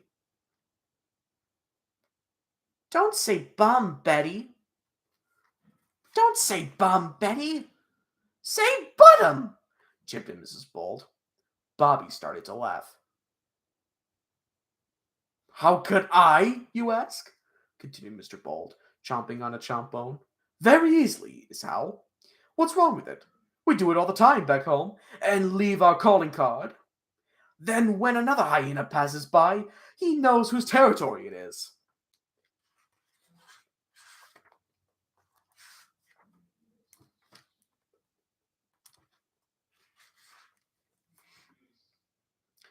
Betty looked as if she might throw up, but Bobby's eyes had definitely lit up at the thought of rubbing his bottom on plants. I've done it too, he admitted, outside the school gates. I couldn't help myself. It just felt like the right thing to do. No one saw me, though. Good boy, said Mr. Bold, now licking the plate with his big hyena tongue. He felt very proud of his son, rubbing his bottom on plants. Bobby was growing up. Thank goodness you weren't spotted, though, said Mrs. Bold, sounding relieved. Mr. Bold let out an unusually loud laugh. You see? You see? He said. We are hyenas. This is what we do. We laugh, we scavenge, and we rub our bottoms on things. Well, I'm not a scavenger, said Betty indignantly. Yes, you are, corrected her father. You're a hyena, and don't you forget it. Well, dear, said Mrs. Betty. Well, dear, said Mrs. Bold, trying to calm things. I think that's enough for now.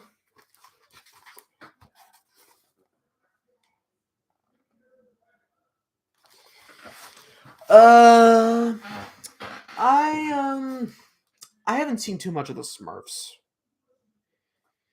It was probably good for the time, but I just don't find charm in it.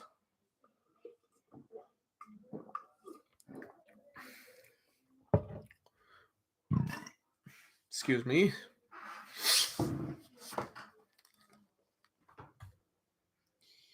How do I, hold on a second, how do I turn this? Well, I guess I can't turn off my camera.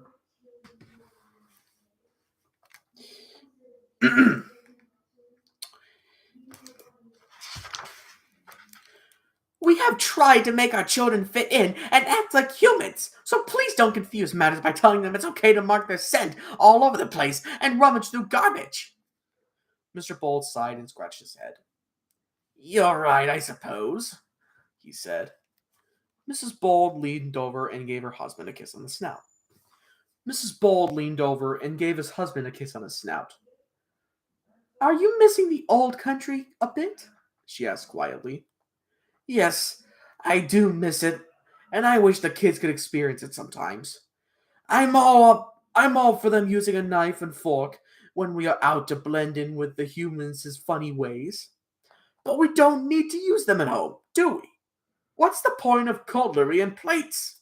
They should be able to they should be able to be hyenas sometimes. In the privacy of our homes, surely. I like to see them tearing at their meat, scratching themselves, and running round the garden with their tails and bottoms out in the fresh air. All the things we did when we were growing up. The twins looked on, concerned. They had never seen their father so upset, and they had never known such a long conversation with no one laughing. Are you worried we're forgetting our hyena roots? Asked Bobby. Yes, I guess I am, said Mr. Bold. I'm worried that I am too. Before we know it, you'll be proper human beings who no longer understand human language and have to rely on supermarkets to feed you. Now, I know you are probably thinking, what is animal language? And what's wrong with getting your food from supermarkets? And I'm afraid, and I'm afraid I don't really have the answers for you. I'm not a hyena, and neither, presumably, are you. But the fact is, that as much as but the fact is, that is much as Mr. Bold wanted to live as humans. But the fact is, that as much as Mr. Bold wanted to live as a human, part of him missed his old life. He would always be a hyena at heart, and he wanted to keep that alive. Deep down, in fact, he wanted to shout it out. That night, Fred Bold dreamed he was home in Africa, running across the plains, catching antelope for his dinner, wagging his tail wherever he felt like it, and laughing long and loud at the top of his human voice. That night, Fred Bold dreamed he was home in Africa, running across the plains, catching antelope for his dinner, wagging his tail wherever he felt like it, and laughing long and loud at the top of his hyena voice. He was making such a racket in his sleep that Mrs. Bold was woken up, and she had to jab him several times in the ribs with her paw. But by the next morning, Mr. Bold had formed a plan. He and Mrs. Bold were sitting on deck. He and Mrs. Bold were sitting on deck chairs in the back garden. Bobby, who had been very taken away with the idea of marking his scent, was sniffing at a rose bush and trying to resist the temptation to make his trousers down. Bobby, who had been very taken away, Bobby, who had been very taken with the idea of marking his scent, was sniffing at a rose bush and trying to resist the temptation to take his trousers down. And Betty and Minnie were flicking through a celebrity magazine, discussing who had the best hairdo. I've been thinking, said Mr. Bold to his wife. I think we need to go back to Africa for a bit. Introduce the kids to their relatives.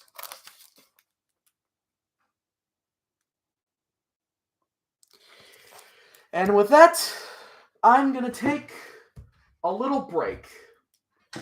Don't worry though, I'll be back shortly.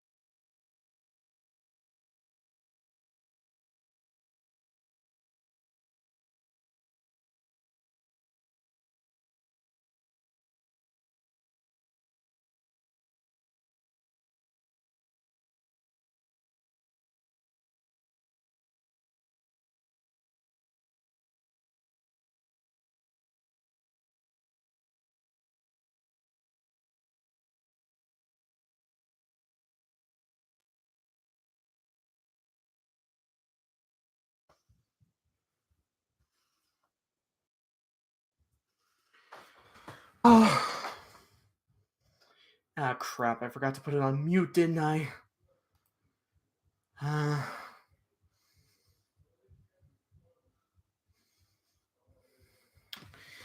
okay. Well, guess I could get back to where I left off.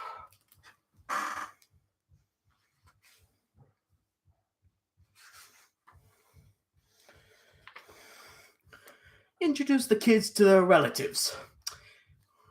Let them get back to their hyena roots. Have a go at practicing their animal language, and maybe pick up a few new phrases. Mrs. Bold laughed. Darling, I would love to see my family introduce.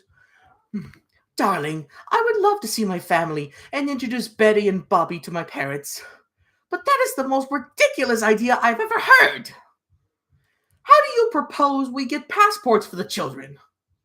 And what will we do if we can't get back to England? Airport security is very tight these days, supposing they discover our secret and lock us away in a zoo. Mr. Bold sighed and shook his head. Oh dear, I haven't thought of that, he said. We can't take that risk. No, we certainly can't, agreed Mrs. Bold.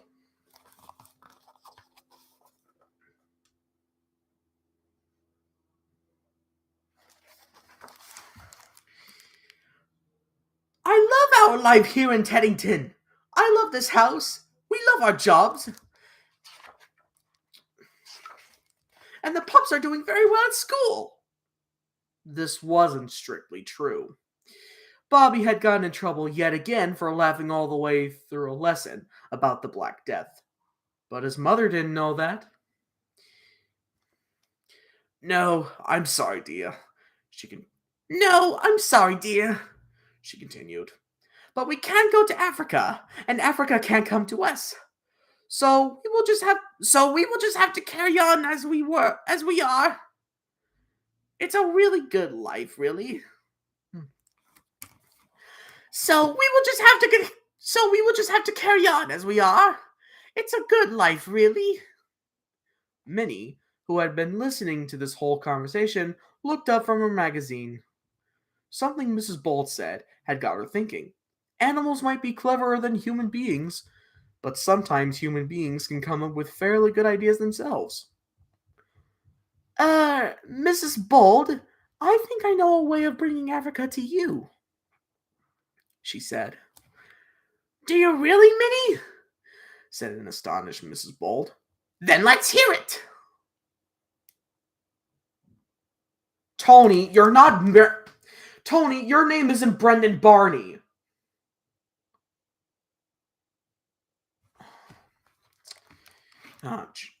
Jesus. It's the school holidays next week, so why don't you go on a trip to Kenton Safari Park? I've seen the posters and their slogan is, Bringing Africa to You. That's it! That's the perfect solution, said Mr. Bold, jumping out of his deck chair and rolling on the patio, laughing. And it isn't too far away either. Well done, Minnie, said Mrs. Bold. What a clever human being you are. All the commotion has brought Bobby scampering up the lawn.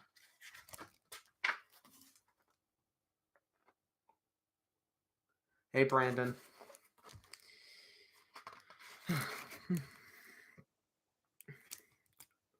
What's going on?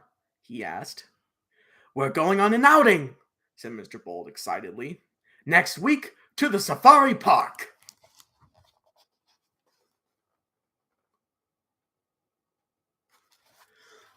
The following Wednesday, the Bolds set off on their expedition. Chapter 7. The following Wednesday, the Bolds set off on their expedition to Kenton Safari Park. There would be roller coasters and rides included in the price of the ticket. But the Bolds weren't interested in those. It was the wild animals they wanted to see. For the senior Bolds in particular, this was going to be like a trip home to their motherland. We have to stay in the car, dear. Mr. Mrs. Bolt reminded her husband. It says so in the brochure. With all the windows wound up, you can't jump out and run rings like you can't jump out and run rings around the lions like we did in Africa.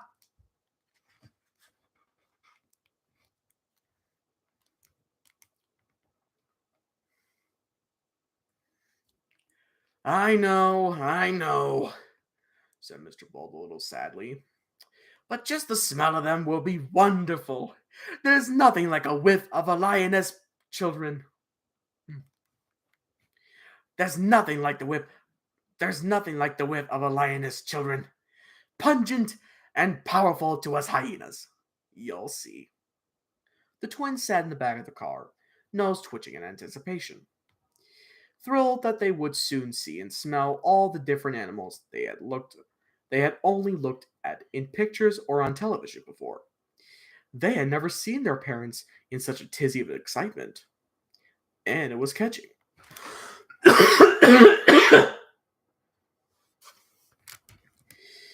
Eventually, they arrived at the to give it its full name. Eventually, they arrived at the to give it its full name, Kenton Wilderness Wildlife Animal Safari Experience. There was a bit of a line at the main gate, where the park staff sold tickets and explained the rules of the visit. Stay in your cart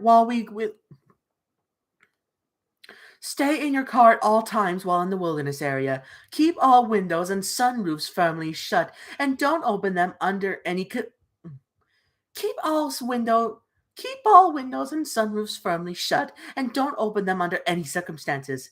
Never feed any of the animals. Never kiss any wild animals. They don't like it. Both Mrs. Bolt said, "Pah!" Mrs. Bolt said, "Pah!" when she heard that one, and Mr. Bolt gave her a wink. Keep your children keep your children under keep children under control at all times. If keep children under Keep children under control at all times. If participating in any of our animal discovery sessions, do not put hands or fingers in the mouths of animals.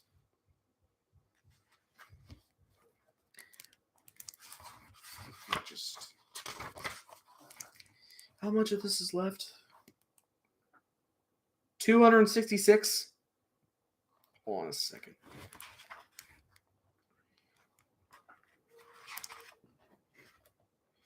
Yeah, I'm kind of stopping at a certain point. If I get to another chapter, I'm going to stop right there because this is a pretty long book.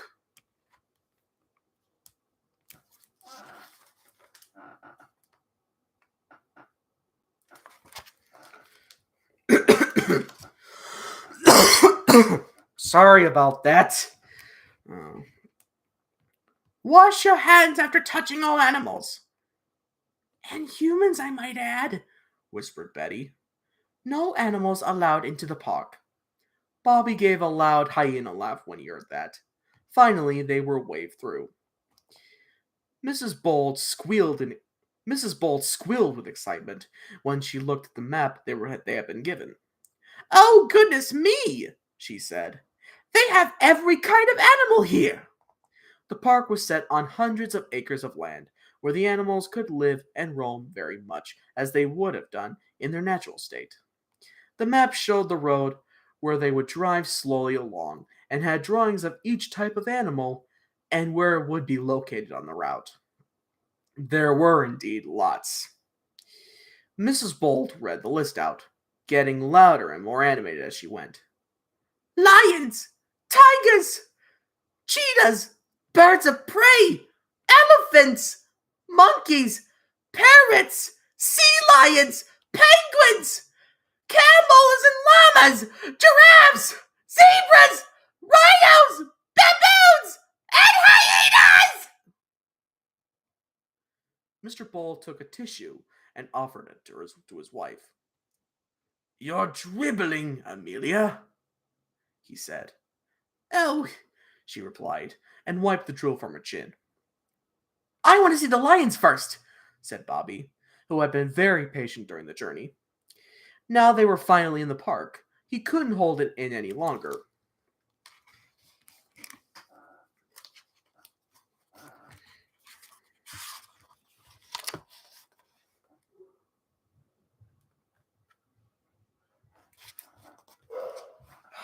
God's sake!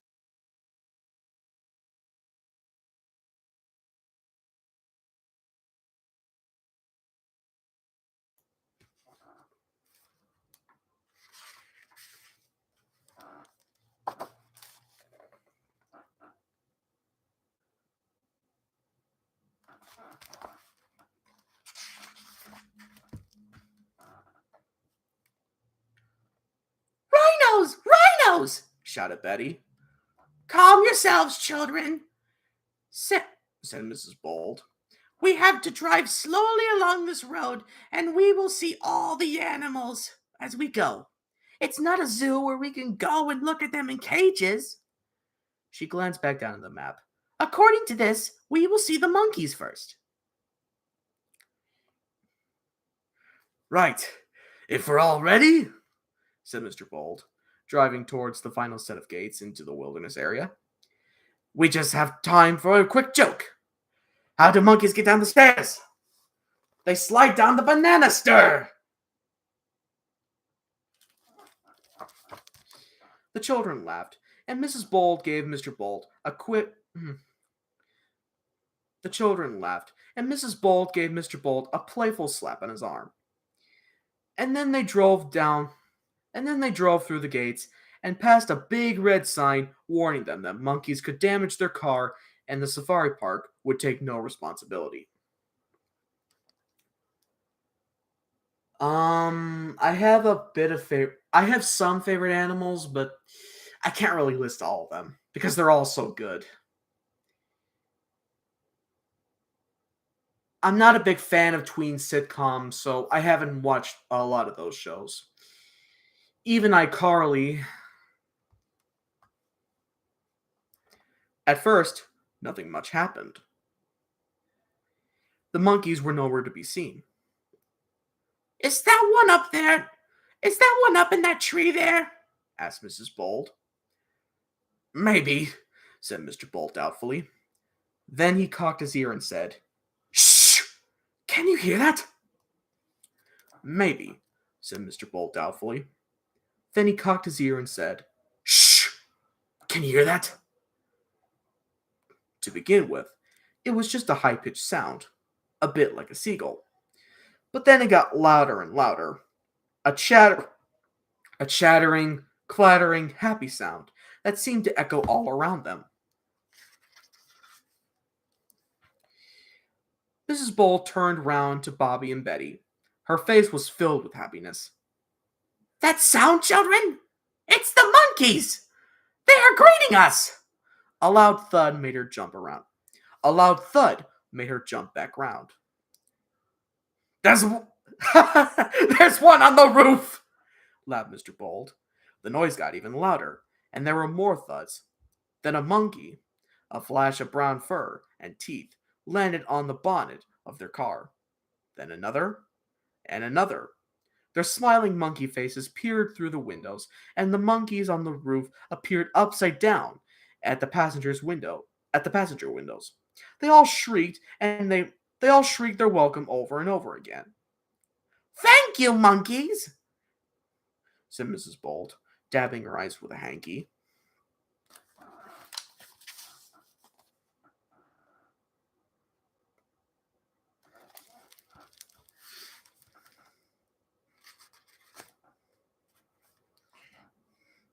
Then both she and Mr. Bold began to make noises of their own that weren't any words Bobby or Betty had ever heard before. They both cackled and whooped in reply to the monkeys, who made similar noises back to them. More and more monkeys came and jumped on the car, some of them pressing their monkey mouths to the windows and blowing noisy raspberries at the Bolds. "Bless them, the darlings," said Mrs. Bold, talking in English again. "They know we are animals, and they are saying hello." Suddenly, a big black and white striped Land Rover full of Safari Park rangers pulled alongside the Bolds' car and sounded a and sounded a loud siren, a bit like a ship's foghorn. The monkeys all scampered away and climbed back up into the trees. "Move along, please," the rangers told Mr. Bold through a loudspeaker. "The monkeys are a little over-friendly today. Nothing to be alarmed about." "Oh, we're not alarmed," replied Mr. Bold. "We were rather enjoying all the attention." "Wowzers," said Betty. That was amazeballs." "Which animals are next?" asked Betty. "Giraffes and zebras," said Mr. Bold, without even glancing at the map. "I can smell them, can't you?"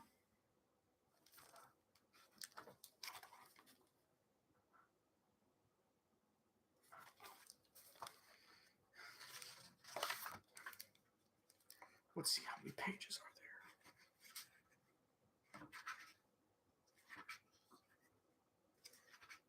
Okay. I just have to check to see how many pages are left until chapter 8. Okay, the twins sniffed the air. They had no idea what giraffes or zebras smelled like, but they inhaled some horsey, straw-like scents that were entirely new to them. "I could smell something interesting," said Bobby. "OMG," agreed Betty. "Delish!" Several giraffes were loitering a few yards from the road, chewing some leaves from the top of a tree. They swung their heads to stare at the Bolt's car approached, but they didn't move. "Hello, giraffes," said Mrs. Bolt. "Come and say hello, why don't you?" The giraffes stopped chewing and looked decidedly outraged at Mrs. Bolt's suggestion.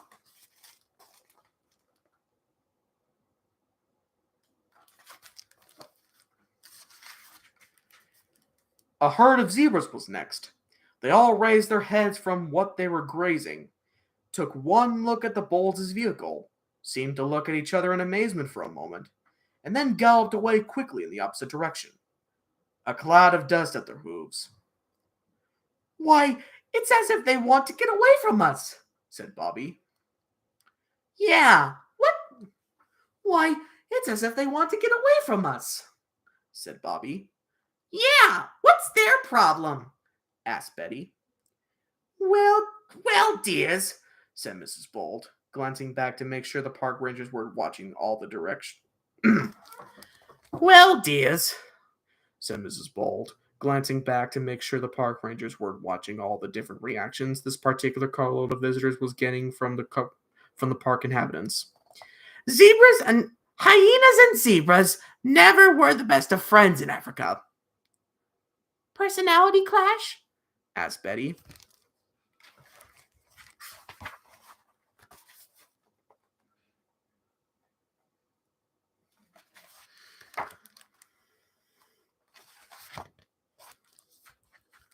"Like Mr. McNumpty?" asked Bobby. "Something like that. Something like that," said Mrs. Bold. "Well, what?" persisted Bobby. "We're only looking at them, like everyone else." Mr. Bold sighed. "It's just that where we came from, well, there weren't any shops, you see. So we hyenas would get a little peckish, and—" "And what?" demanded Betty.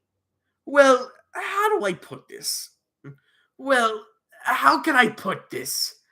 he stuttered. "Hyenas find zebras quite tasty. Hyenas find zebras quite Hyenas find zebras quite tasty," said Mrs. Bold in a sudden rush. "Yuck!" said Betty. Well, they needn't to, well, they needn't worry about us," laughed Bobby. "We're going to the Wilderness Cafe for our lunch today." "Quite," said Mrs. Bold. "Now, what's next?" She consulted the map.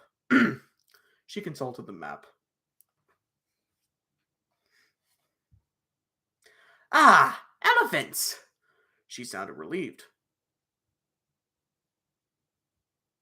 I don't really care for My Little Pony. It's just not my thing, unfortunately. There wouldn't be too much reaction from the elephants. Those huge, graceful creatures were not bothered by anything, or anyone much, on the plains of the Serengeti, apart from evil poachers, of course. A large family of elephants glided past the car, their big, knowing eyes looking a little surprised as they spotted the bolts. But there was no other reaction. The bolts all agreed they were magnificent. The bolts all agreed they were magnificent, majestic. The bolts all agreed they were magnificent, majestic animals. My favorite so far, declared Bobby.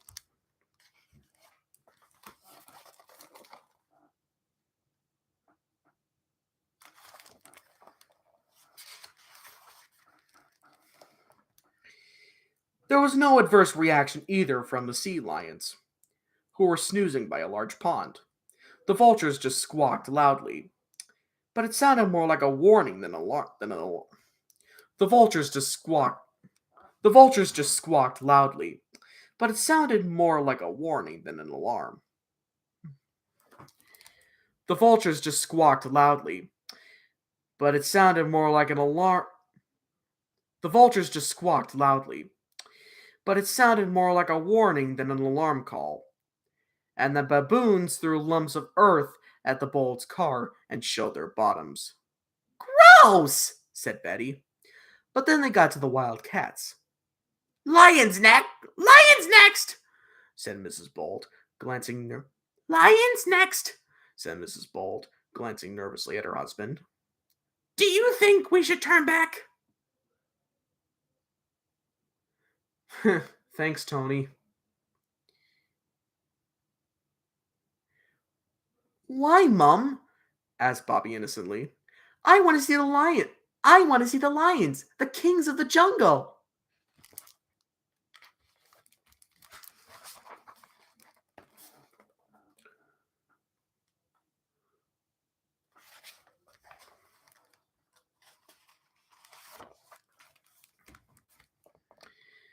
Lions and hyenas don't get on, dear, said Mrs. Bold. In fact, we're arch enemies. Are your windows firmly shut? Oh, oh, replied Bobby excitedly. Is there going to be a rumble in the jungle? With any luck, they'll be asleep, Mr. Bold reassured him. We're not in Africa now, are we?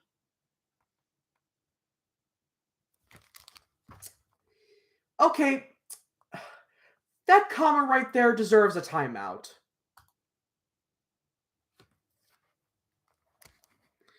I cannot have people judging me based on how I look. I'm getting really sick and tired of that. So please, knock it off.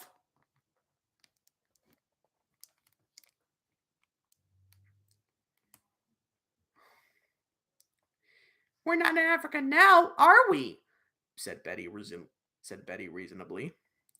You can't take the lion out of the wild, but you can take the lion out of the wild, but you can't take the wild out of the lion, said Mr. Bold sagely. A pride of about 10 lions of all shapes and sizes was laying on the grass, dozing in the summer sunshine. At least they were until they got wind of the Bolts' car. One by one they stood up, staring intently at the blue Honda. Betty gave a nervous giggle at two lionesses, crouched down low, and began to creep towards the car. I only just met you, Tony, so I don't know. Do you think we should speed up a bit, Dad? Asked Bobby.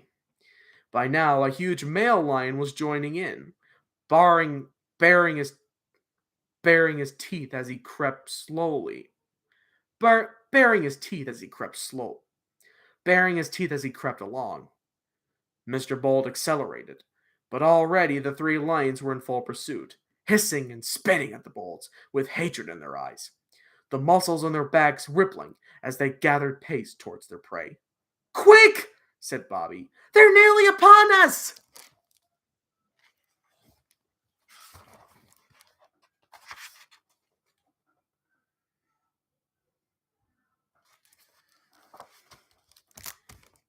"Lions and hyenas don't get on, dear," said Mrs. Bold. "In fact, where are..." Oh, shoot. "Uh-oh," said Mr. Bold. "There's only one thing to do in a situation like this. Ready, Amelia?" "Ready," said Mrs. Bold.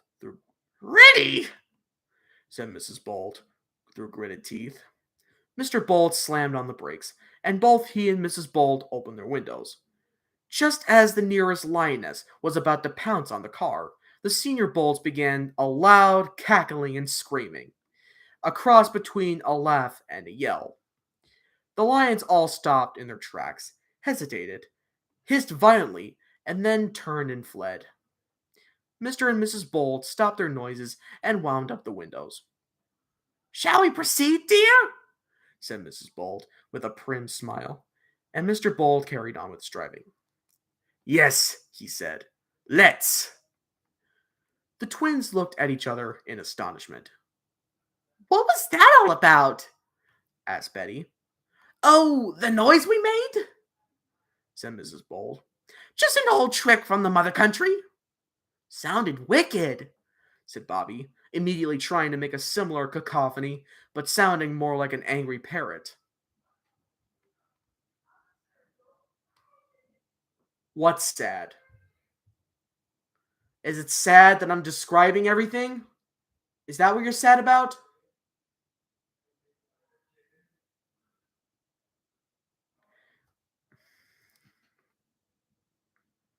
"That's enough, Bobby. You haven't quite got the hang of it. I'll teach you how to do it properly, when we are somewhere far away from anywhere who might hear," said his father. "It is the hyena war cry, only used in situations of extreme danger or combat. Usually does the trick. Now, what's next?" "Oh, Fred!" exclaimed Amelia, after consulting the map. "The hyenas are next! The moment we have all been waiting for!" And that'll be it for this live stream. 2 hours, and I've only gotten through more than halfway through the book. My voice is starting to give out a little bit, but it was worth it. Anyway, subscribe to my channel, leave a comment down below, and leave a like and comment down below. Let me start again. Make sure to leave a like, comment down below, and subscribe to my channel for more content coming soon. Until then, this is Brendan Barney signing off, and I'm going to take a break.